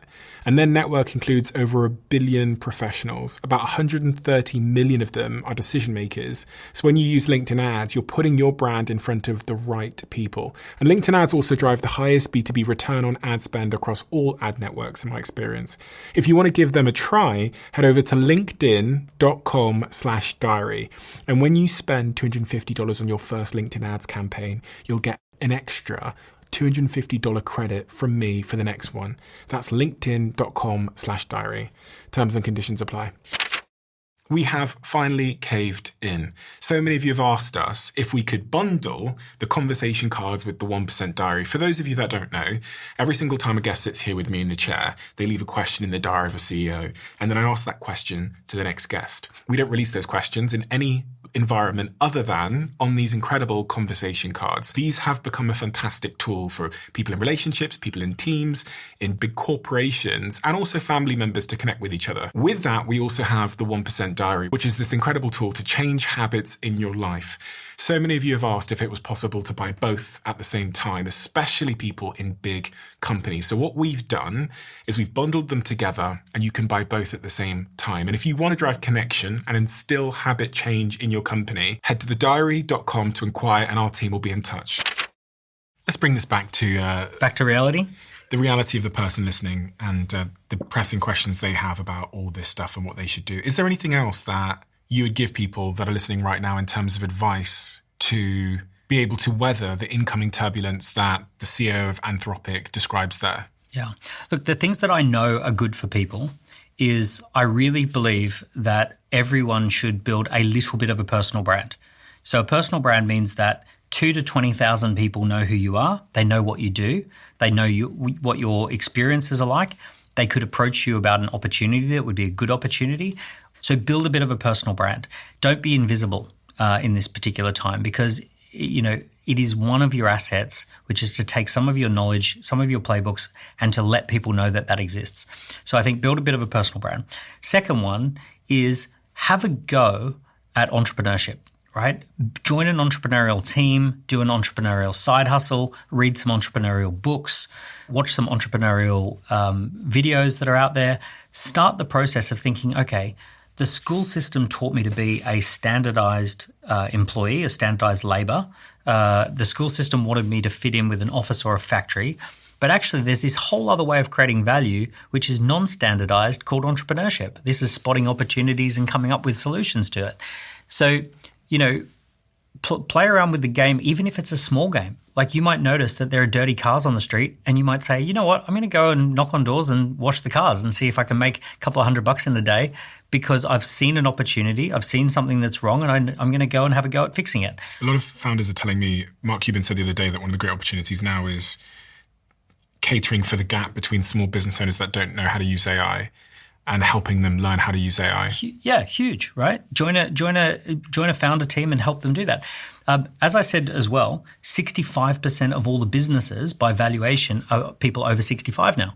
So there is a mathematical certainty that 2/3 of the businesses that run the economy by valuation have to change hands in the next 10, 15, 20 years. So this is a massive business opportunity. Baby boomers want to get rid of their businesses. They want to retire. Baby boomers are willing to fund you to buy their business if you present yourself well, if you've got a little bit of a personal brand. So that's a huge opportunity. So look into that. Cody Sanchez, a mutual friend of ours, she talks to people all the time about how to buy a baby boomer business and take it over and run it. So, that's a great opportunity.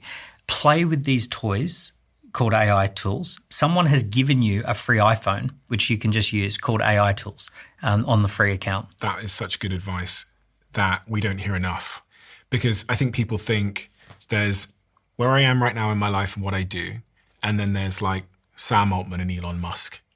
And I'm one or the other. But actually, what I'm seeing as an employer who's we probably employ, I'd say 20 people a month at current rate. We're hiring 20 more people a month. Is increasingly on our culture test when we're screening who the right candidates are, we're looking for some kind of evidence that they're playing or messing around with AI. Yeah. And one of my team members she was trying to figure out how to get 100 different documents to synthesize and understand the data within these documents. Now, there's two types of people I can hire to do that. There's the old-fashioned way of doing that, where someone might sit there for 4 or 5 weeks and trying to figure out how to get an Excel document to have the right formulas. And then there's her, who we hired, even though she doesn't have skills in that particular thing, she has no experience in it. But because of her mindset and her agency, she went, maybe I could put this into Claude Cowork and set up an agent to run this for me. By the time dessert came, she pulled her laptop over to me and showed it to me. And she goes, Stephen, I've ran all those hundreds of documents into this file, and I can see the sentiment on every single post you've made on every single social platform, including every LinkedIn post you've made over the last couple of years. And we can see that actually, even though these posts get more likes, these ones are actually the best posts you're doing. She did that by dessert. Yeah. And I thought, isn't that interesting? How do you find people who have that bias in the modern world, where they lean into change? It's She's curiosity, not technical, isn't it? Yeah. It's curiosity, but there's also something which is and being fluid about your identity and what you know. Yes. Which is she has no experience in that. But I can try. And the one thing for anyone watching or listening is that don't use AI as a search tool. Don't use it the way you used it a year ago. Give AI your hardest problem and say, hey, help me to solve this problem. So, for example, you might say, I'm really struggling with these areas of my life. Here's all the data. Here's all the information. Here's the PDF documents. Here's the backstory. Help me solve this. Help me write it. What kind of piece of software might I be able to use to build here? I'll give you a real example. One of our team members used AI to analyze all the sales calls for the last 3 months and discovered a huge opportunity. What they discovered is that 75% of all of our sales calls, the person who we were on the phone to mentioned that their spouse was a decision maker and that they needed to talk to their spouse, and that decision making, because it was a family business and that there was either a spouse or a family member. There was no point in our process where we invited collaboration with other family members. So none of our sales calls said, do you want to bring someone along to the sales call? Like, would you like to have someone do that? The AI analyzed it, discovered that opportunity, wrote a script as to how to invite people onto the call so that you get all decision makers on the call. And now our sales conversions are going up dramatically. I think this is the real bifurcation in terms of the employment market of what we're seeing is certain people have a positive relationship to disruption and technology and change. They get excited by it, whereas others fall into cognitive dissonance where they get so concerned that it's going to take out their business that they ostrich head in the sand. Mm-hmm. And then these other people have this inherent figure-out ability. I could say to a certain team member of mine, here's a big problem. And they would grab onto this big problem. And even though they have no proficiency in data or technology or AI or they'll plug away at it on a computer and they'll figure it out. And they'll use all available tools, not their identity, what they learned in university or their experience as the only tool in the toolbox. That's the difference between employee mindset and entrepreneur mindset. Entrepreneurs see problems as opportunities. They get excited by problems and they apply the entrepreneurial process. And employees say, hey, wait a second, I was never trained for this. I was never told how to do this. I was not given the rule book for this. So therefore, I'll just ignore it. I'll stay away from it because problems, it's not my problem. And this is the big fundamental shift. We need to say, hey, problems are great. We want problems. And is this problem for me? How would I test my assumptions? How would I build something quickly and cheaply? How would I then test that? How would I then scale that? Right. And it's just those kind of few steps that if you embrace those entrepreneurial steps, then life becomes great. I have a contrarian take that I think writing is actually more important now than ever before because writing is a proxy of understanding. And in a world of AI, what I'm finding when I look at like my innovation teams or where breakthroughs are coming from in my company, it's actually someone had a really good question. Yes. So they were like, could we theoretically analyze all of our sales calls using Claude to see if there's something interesting in there? Now that starts with someone understanding sales calls, understanding the tools that allow you to analyze them. They have lots of reference points. They understand lots of variant things. And that means they ask a really great question. So for me, one of the ways that I've been able to understand more things is just to write more often about them. Can I go one step further? Yeah, please. And that is a process called pause, reflect, document. And pause, reflect, document, if you do it correctly, you go into nature, away from noise and away from technology, and you take a pen and a paper and you sit in nature on a bench and you just pause and just let some boredom set in. You reflect on what's going on. You try and zoom out to the bigger picture.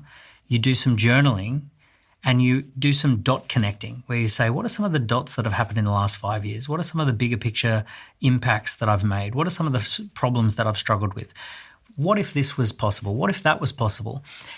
We live in this incredible fast-paced world where the one thing that no one allows themselves to do is to pause, reflect, document with a pen and paper. And those people who I know who are doing incredibly well are doing more and more of this. Yeah. Yeah. Same. I mean, you're one of them. You're a person look at this. Yeah. I mean, this is a lot of books. That's my head. But you tweet every day, you post every day, you're constantly experiencing something in the real world, writing it down to develop your thinking, which Rich Fryman talks about the process of understanding, where you learn something, condense it so an average person can understand it, then you share it with the world to collect feedback on that thought. He said that's the fastest, best way to learn. Yeah. But actually in a world of AI where ChatGPT can do all of that for me, we're deferring our ability to sort of condense, compress and understand to an AI because we think it's creating an efficiency gain or a productivity gain in the near term. Like maybe today's email will save you 30 seconds. But the tax you're paying, I think, is an understanding. Mm-hmm. And understanding is a proxy of, therefore, writing great questions. So I find myself writing more. I wrote a memo I was up till 2 a.m. last night writing a memo about my own industry. Which means you were up late thinking. Yeah. You were thinking clearly. And that was what you were really doing. A great question I want people to reflect on. I want them to think about the last 5 years and ask the question, when did I do something special that impacted a certain type of person? I can explain how I did it step by step and how it felt, and it would be of interest to plenty of people, all right? And that question contains what we talked about earlier, which is lived experience, feelings, playbooks, and connecting the dots looking backwards and actually coming up with some things that only I can do, things that only I can say. So that particular prompt, that particular question to sit in nature and think clearly and memo and document and write a memo about it. I see so many people, and you and I have done this over the last couple of hours. We think so much about the future and the uncertainty of the future, but a lot of value comes from just looking backwards and connecting the dots and then thinking, what is it that I now know that I want to take forward and add value to others?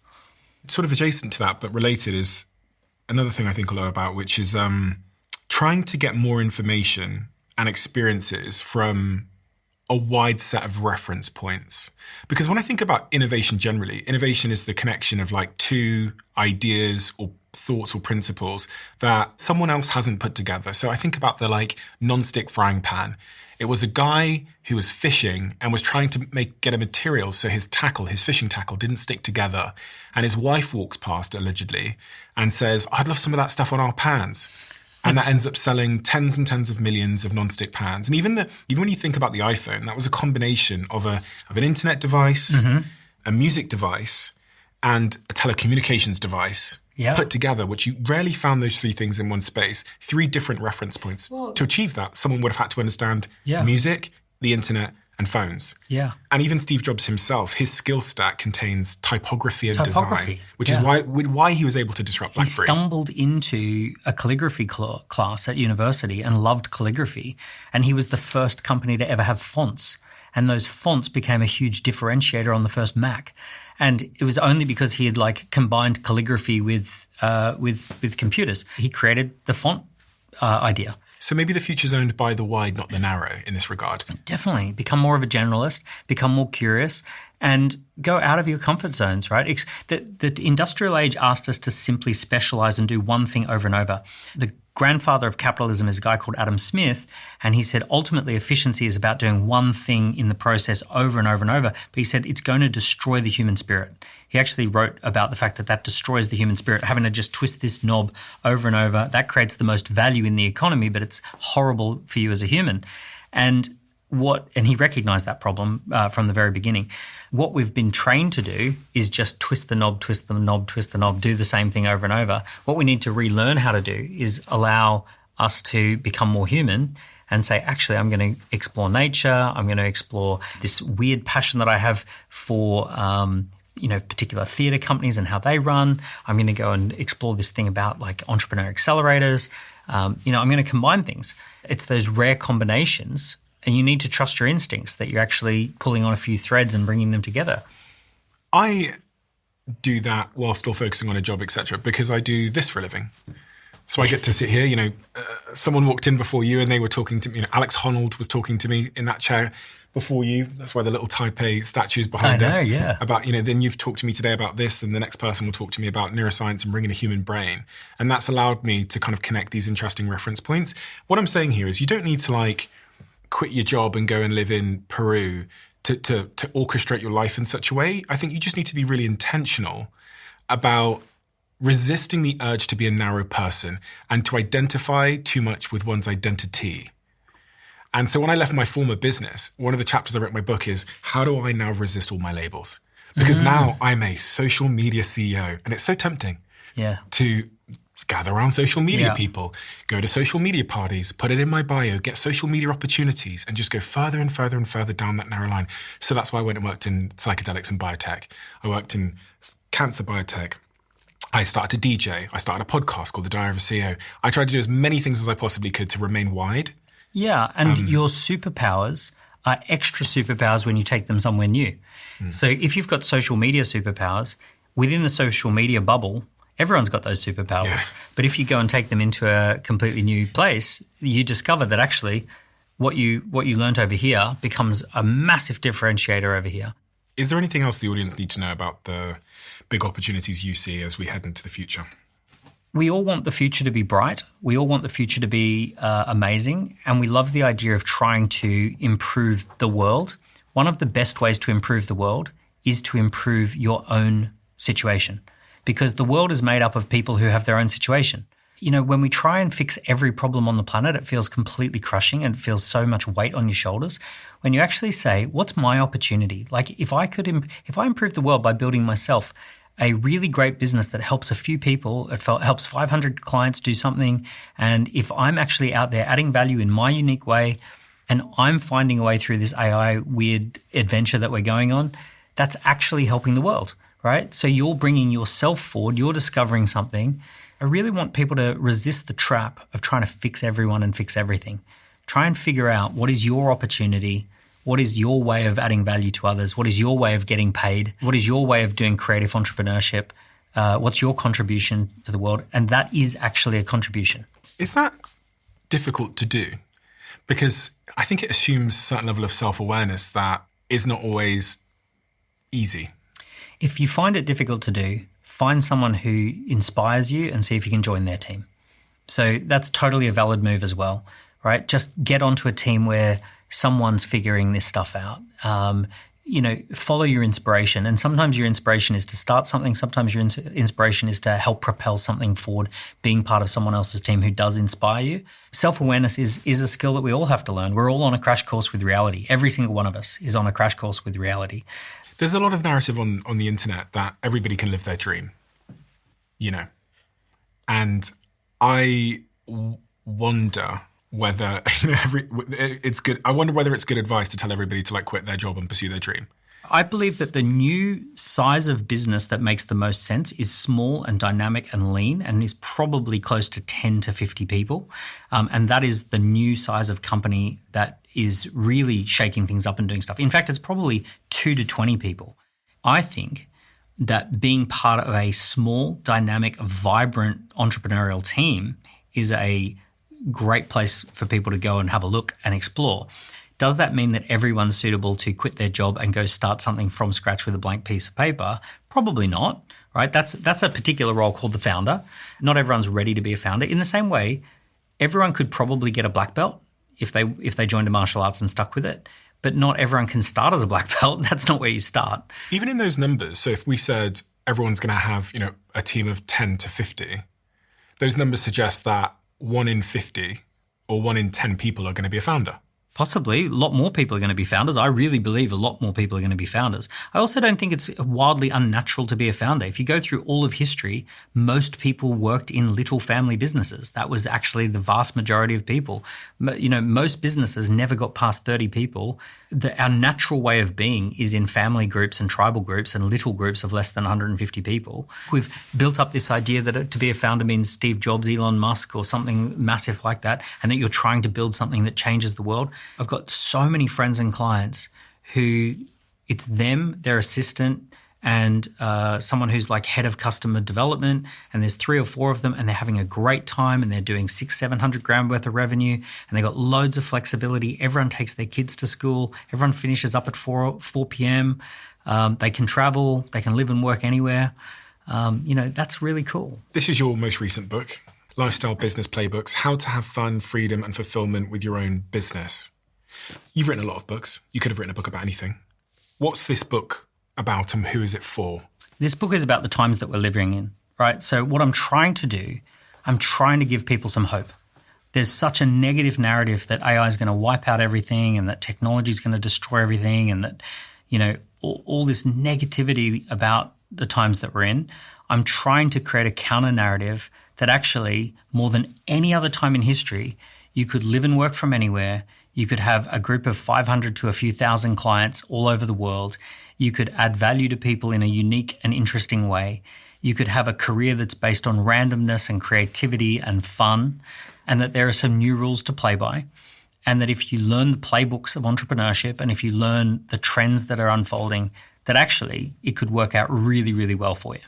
A lot of people want to, they want a side hustle, they want passive income.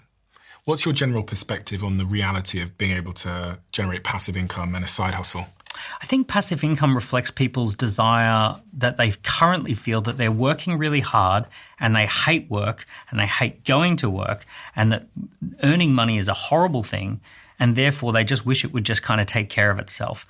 The truth is that when you discover what I would call a lifestyle business, where you work a reasonable amount of time and you have a lot of fun with great people, you don't necessarily, as if by magic, the desire for passive income just evaporates. You go, this is better than passive income because I'm on a creative journey and I'm making great money and I'm having a lot of fun and I'm expressing myself. I think passive income ultimately comes from assets. It's not passive income, it's asset income. You're either going to have to create an asset, which could be a business that is a digital asset, or you make so much money in your lifestyle business that you own traditional assets like houses or stocks and shares and all that sort of stuff. But I'm not really focusing people on the idea of passive income. I'm focusing on the idea of having a lifestyle business that supports the way you want to live anyway. A lot of people would want that, but they're scared, right? They're scared that they have to quit their job and I've got a mortgage to pay, I've got kids, so it's easier said than done, Daniel. Yeah, so that's why in the playbooks, playbook 1 is called a side hustle or an apprenticeship. So an apprenticeship, let's say you currently earn $100,000 a year for a really big corporate, but you know that's not your future. An apprenticeship might be that you join 4 boards for $25,000 each, and you actually work with some startups that are more entrepreneurial, and you take a position where you have 4 companies that are paying 25 grand. So you still earn 100 grand a year, but now you've got 4 smaller startups that you're learning from, and they're learning from you and you're learning from them. So that's a version of an apprenticeship. An apprenticeship could also be that you go from working for a big traditional company to getting a job that pays almost as much, but with a smaller, more interesting business that you can learn from a founder. A side hustle is where you do stuff on the side and it's open and shut. You build your entrepreneurial confidence. So those are like starting points.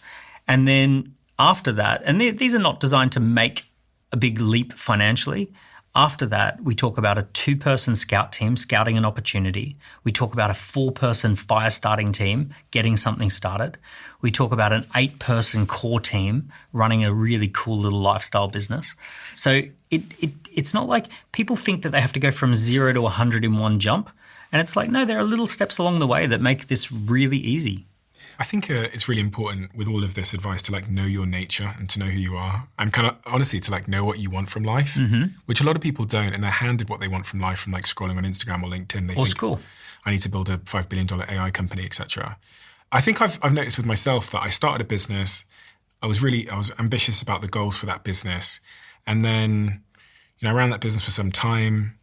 I left that business when I was 20 years old, went to work in Silicon Valley as basically a consultant. And that was okay for a time being. But then eventually I realized that the money really doesn't matter. It's really about like doing it with people you like and having a challenge. So that then led me back into the ambitious building businesses, did that for 6 years, built big business around the world, and then left that. And then I went through a period where I guess I was kind of a consultant, freelancer type guy for a while. Again, fundamentally unfulfilling for me. Yep. Because going on a mission with a group of people, an audacious mission, really regardless of what it is, that filled me up. It was never really about the money. A lot of people discover this. A lot of people discover that more is not better. A lot of people discover that bigger is not more fun. Do you know what else they discover? They discover that their idea of independence and freedom is also not what they thought. And this is like quite a contrarian take, but I have more responsibility now than I've ever had. Yeah. I could choose less responsibility and more freedom, and I would be less satisfied and less fulfilled in my life. Totally. Look at rich kids. They've got everything taken care of, and there's all this financial resource around them, and there's nothing for them to do. They live in a constant state of depression. We love responsibility. We love creative tension. We love being up to something in the world. There's nothing greater than being up to something, to being on a mission, especially with a great group of people that you're traveling through life with, that you're on this rock with. And you find your group of people that you want to be up to something with, and you natter and you solve and you get curious and you run ideas past each other and you voice note at 2:00 in the morning. That's where the juice is. That's where the joy is. There's a chapter in there that says know when enough is enough. And it says that a huge part of the times that we're in is, we live in a time of endless scrolling. There's no cue that says you've been scrolling long enough, go to bed. And it's same with business, that we think bigger would be better, having a bit bigger business, another product, another thing, another million would make you happier. And the truth is, it's normally not the case. Well, what is the case though is that we all need increasing levels of challenge, it seems to me. This is why crosswords get more difficult and video games have levels, because they realize through the studies that when something becomes incrementally more difficult, you drop into a flow state and motivation increases. And if it doesn't, then you lose motivation. And so I think this is why, even in my life, like, I'm striving to make things bigger and better, because it's actually just a proxy of like, I want to be challenged. Well, there's a couple of things. You can either go really big with one thing and just be really, really focused, or you can have a challenge across a portfolio of interests. One thing that is happening to your generation, if I can be so bold, because I'm just 15 years older or whatever, is that you've taken all the energy that normally went into kids and you're putting it into business, right? And the normal, natural thing that is meant to happen around this age is that you're meant to struggle with a business or struggle with a way of providing, and also struggle with raising kids and all that sort of stuff. So there's this reservoir of creative energy that is meant to be divided amongst a few projects. And I'm seeing a lot of people that misplaced maternalism or paternalism goes into just one thing, and then we're expecting to get the joy and the fulfillment that would normally come back from family, and we wonder why that's missing. You know, it's like, I'm pouring myself into the creation of these companies and they're proxies for kids. And it's like, why don't I feel this warmth back? Because your biology is not wired to receive warmth back from something other than a kid. So this is happening because we're not having kids. So one of the things that one of the things I encourage everyone to do is have kids, because it's the best thing ever, and to have a portfolio of interests that you don't have to struggle to get to $1 billion. You could say, you know what, the business bucket's full at 3 million, and I'm really, really happy with the revenue of 3 million and a team of 10. And now I want to have a portfolio of interests that includes health and fitness, or travel, or teaching at a local, youth group, or I want to play a bigger role in my church. Like, there's all these other things that you say, okay, these are the portfolio of interests that are more human. Lifestyle Business Playbook. I'm going to link this book below for anyone that wants to give it a read, who is compelled by the lifestyle that Dan has described there, where you can have fun, freedom, and fulfillment with your own business. As you know, Daniel, because this is, I think, is your 7th time being on this podcast, record breaker, we have a closing tradition. The question that has been left for you is, what fear have you overcome to become who you are today? You know, I grew up on the Sunshine Coast. I dropped out of school or I dropped out of university. I've got 0 qualifications. I'm not particularly good at anything in particular. I've got no skills. Yeah, there's me at 21. I tell you, this was a huge fear, running my first ad in the newspaper. I put everything on a credit card just to run an ad in the newspaper for $8,000, and it had to work or else I was in serious trouble. I've had a weird 25 years. I've boom busted over and over again. So I had a massive boom in my early 20s, built a $10 million company rapidly and then lost it. And then I built another multi-million-dollar business and then lost it. And then I got wiped out by a COVID experience and had to reinvent the business. And then I had a negative experience with a co-founder and had to reinvent the team. So I've had these kind of like huge, for the first 15 years, it was boom, bust, boom, bust, boom, bust. And the fear is that it would never feel a sense of fulfillment. I'd never get to a place where I could actually say it was all worth it.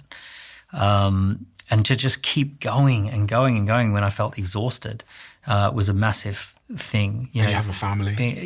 And the fear of, will I be able to provide for the family, and the fear of, will my business ideas be valued by anyone else other than myself? Am I doing something stupid? Am I doing something that will fail again? So it's been a lot of fear, but you know what? It's been a wonderful journey that every time I've pushed through that fear, we get to the other side, and actually it's better on the other side. It's even better. Had you known how hard it would be, do you think that 21-year-old Daniel would have done it? I don't think I had any other choice. But if I'd sat that Daniel down and I'd say, Daniel, this is what's going to happen in the next 20 years. You're going to go up, and then you're going to lose it all. Then you go up, you lose it all. Then you're going to feel like this at this moment. It's going to be the worst day. Then you're going to feel like this, and then this, and then this. And you're going to be working hard the whole time. Then you're going to lose faith. Would you have done it? Secretly, yes. And the reason for that is I kind of like the roller coaster. I feel like I needed to go through boom, bust, boom, bust, boom, bust, because I secretly didn't want a straight line. I think I actually want I want the more interesting story. At 24, I was offered $14 million for my company, and I blew it. I screwed up the negotiation, and we ended up all walking away from the deal.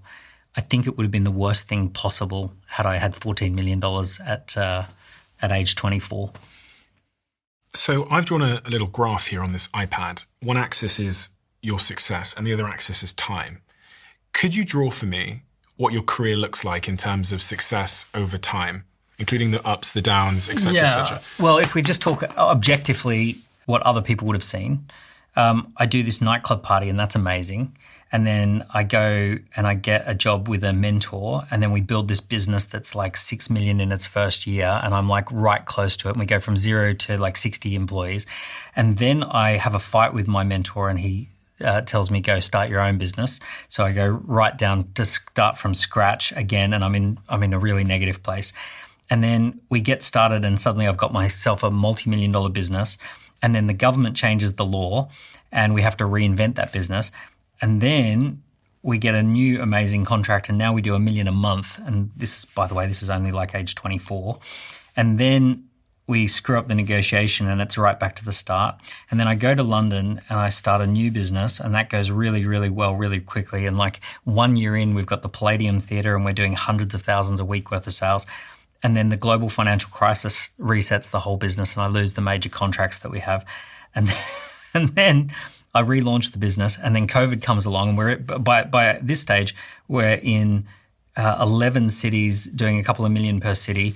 And then I relaunched the business as a digital business, and it goes off the scale again. Right, I'm running out of space here, and now we've figured out, okay, we own the assets, we own the brand, we've got a great team, we've got multiple businesses, and at the moment, and this is around the time I have kids as well, and it starts to really become more stable and more fun and less up and down. But that was my starting point: up, down, up, down, up, down. And this is over the period of how many years? This was from 20 to 35. It was just boom, bust, punch in the face, get back up, punch in the face, get back up. 0 millions, 0 millions, 0 millions. I say all of this because I think it's important for people to realize the reality of what it takes and how hard it is. And, oftentimes if we want to get, have a high performing podcast or write a great selling book, we kind of describe it as a linear journey. You're going to do this, then you do this, then this is going to happen, then you do this, stick at it for long enough, and then why? But actually, in my experience, the graph either looks like a boom and bust cycle, which is kind of what I'm seeing here in your graph, or it looks like nothing, something exponential. Yeah. I mean, even this podcast, if you look at the graph, it is nothing exponential. 1 million, 2 million, 4 million, 8 million, 16 million, boom. Yeah. And so the question for me always becomes like, what would it take for you to survive either in your story, this boom and bust scenario, or in many of the things I've done in my life, this no man's land. Long period of no feedback. It takes a certain something in someone to be able to weather such a storm. And I guess what is that? You said a second ago, I had no choice. Yeah, I had no choice because I have no skills. I'm not good at anything. I've got friends who are good at coding or good at editing or they're good at designing. They've got accounting or they've got dentistry or something like that to fall back on. I have no qualifications. I've got a driver's license as my only qualification. And all I'm good at is organizing teams and getting people in the room and getting them excited and essentially encouraging them to work with me and build something together. So I kind of didn't have a choice but to keep playing the game, keep trying. And again, by the way, I wouldn't change any of that. Like there's no point there where I'd go back and say, actually, because where I am now, every single one of those crushing drops is where I really learned something that I leveraged today. Actually, something I said to someone who works in my team as my business partner now, Georgia Gibson, when she emailed me 2 years ago asking me to invest in a startup that I myself had failed at. I basically was trying to say, this is not going to work, but do it anyway. Because the actual thing of value here might not be the $1 million exit. It's going to be the lessons you learn from the failure are going to then be leveraged, as I did at 20 years old when I went to Silicon Valley and started talking to people about this thing I'd spent 2 years failing and was getting paid $70,000 a month to talk about this thing as a 20-year-old with no qualifications, because I was one of the very few people who had failed in social media and therefore had a deep understanding and a rare skill. You're no longer going on BBC Newsnight or in Forbes as the person who did this. But of all the things you've done in your life, this great failing is going to be the most valuable asset you have. And this is what your story proves, because every time it goes higher. Yeah, it really does. Yeah, it was amazing. Like, like I can tell you what the moments feel like at the bottom, and they're horrible. And alcohol's involved, and like wanting to just completely hide and never be seen by anyone ever again. And then suddenly you go, okay. I mean, I've got this friend of mine who's an entrepreneur who's failed several times, and he says, you feel like you're on a tightrope and then you fall off the tightrope and you realize it was only 6 inches off the ground. It's not as bad as you think, and you can hop back on the tightrope and go, and you can go again. But every single time, it's just gotten better and better and better and bigger and more stable and more like reliable.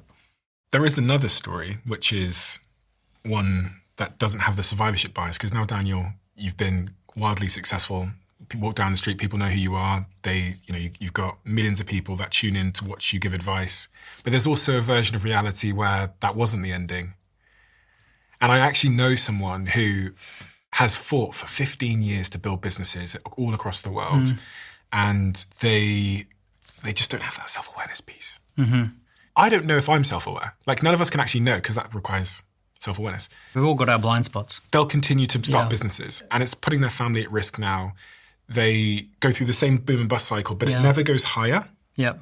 And if you were to ask me objectively, do I think they'll ever have the moment you've had now? You have a survivorship bias that I have. We did something, it was hard, and then it paid off. Here's the thing. There are no happy endings.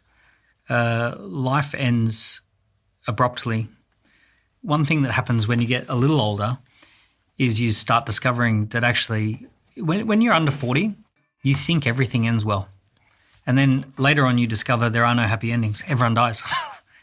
You get a phone call one day and someone who is an amazing person has a stroke. And that's them. That's them hit. That's it, what you thought of, that you thought they'd have 20 more years, and they don't. Their entire life changes. You're left with the realization that it's just an adventure. Sometimes the happy ending that other people would call as a happy ending, an objective happy ending, is actually pretty miserable in the middle of it. There are people who have everything. You've met them, and objectively they have the houses and the cars and the private jets and all that sort of stuff, and they're not particularly happy. They're miserable. And then there are some people who they lose all of that stuff, but then they reconnect with a group of friends and they're like happier than they've ever been. Something's given you this insight. Yeah, so someone very close to me, very dear to me, recently had a stroke, and yeah, you realise that the happy ending's not guaranteed. In fact, the opposite is guaranteed. You realise everyone dies, everyone decays, everyone gets old. If you're lucky, you get old, and if you're unlucky, you don't get old. So you have to. There comes a point where you have to release the idea that you're going to have this happy ending. You're going to have moments of triumph and moments of disaster. You're going to lose people. You're going to have everything taken from you. It's guaranteed. Everything is taken from you. How did that change your perspective, this loved one going through this? You realize that I realized that the mental timeline of endless decades spreading out ahead, endless amounts of health, endless amounts of relationships is not. It's a nice fantasy that keeps us together, but it's not guaranteed. And then the impact for me is to treasure relationships. There comes a moment where, I don't know if this has ever happened to you yet, but you go, wow, I didn't know that was the last conversation.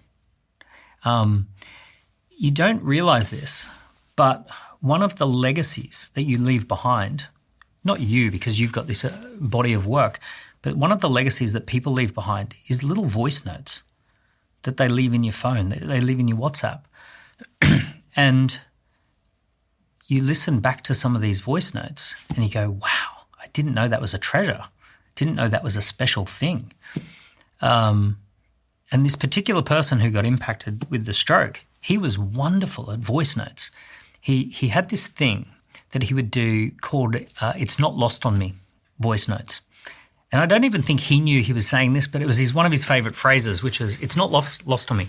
So he'd leave a voice note and he'd say, "Stephen, it's not lost on me how much you're dealing with at the moment, and it's not lost on me that you are responsible for a lot of people's lives and all this, and I just want to acknowledge you." So, so he would leave these voice notes, and he did this with everyone. Like it came out of the woodwork that everyone got these lovely voice notes from this guy, and you don't realize, but like literally that is a huge part of people's legacies. You think you're going to leave behind all this money, you think you're going to leave behind all of this big stuff, you think you're going to leave behind some huge financial structure, and in the end, you leave behind some really touching voice notes as one of the things that will be most treasured, if you're lucky. You've been listening to the voice notes? Yeah, I have, yeah. Yeah, really, really nice. Really, really nice. What is that emotion in your face, Daniel? What's the range of emotions?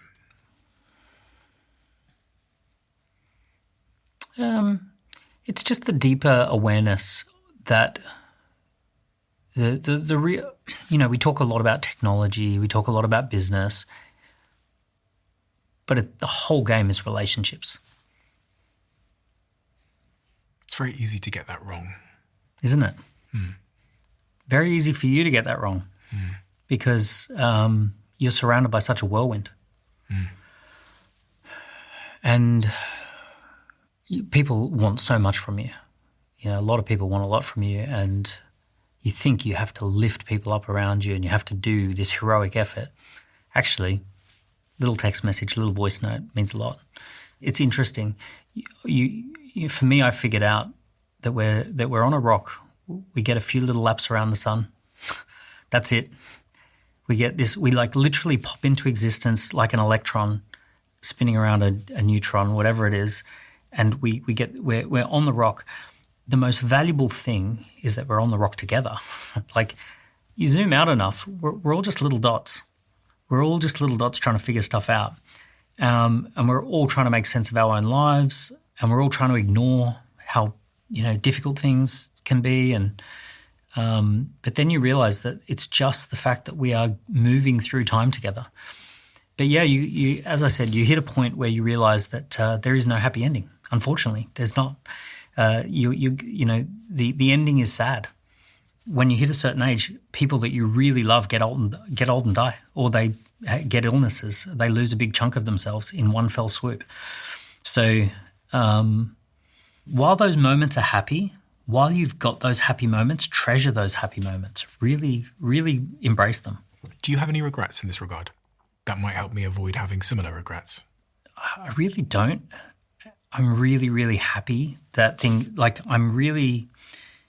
the biggest relationships are with my kids and with my wife, and family formation. I've had unbelievably high highs. Like I've been on the big boats, I've flown on the private jets, I've had parties in my honor, I've had big paydays, all of that cool stuff that people dream of. Family formation is where like the core of it. Like that's the core of happiness for me.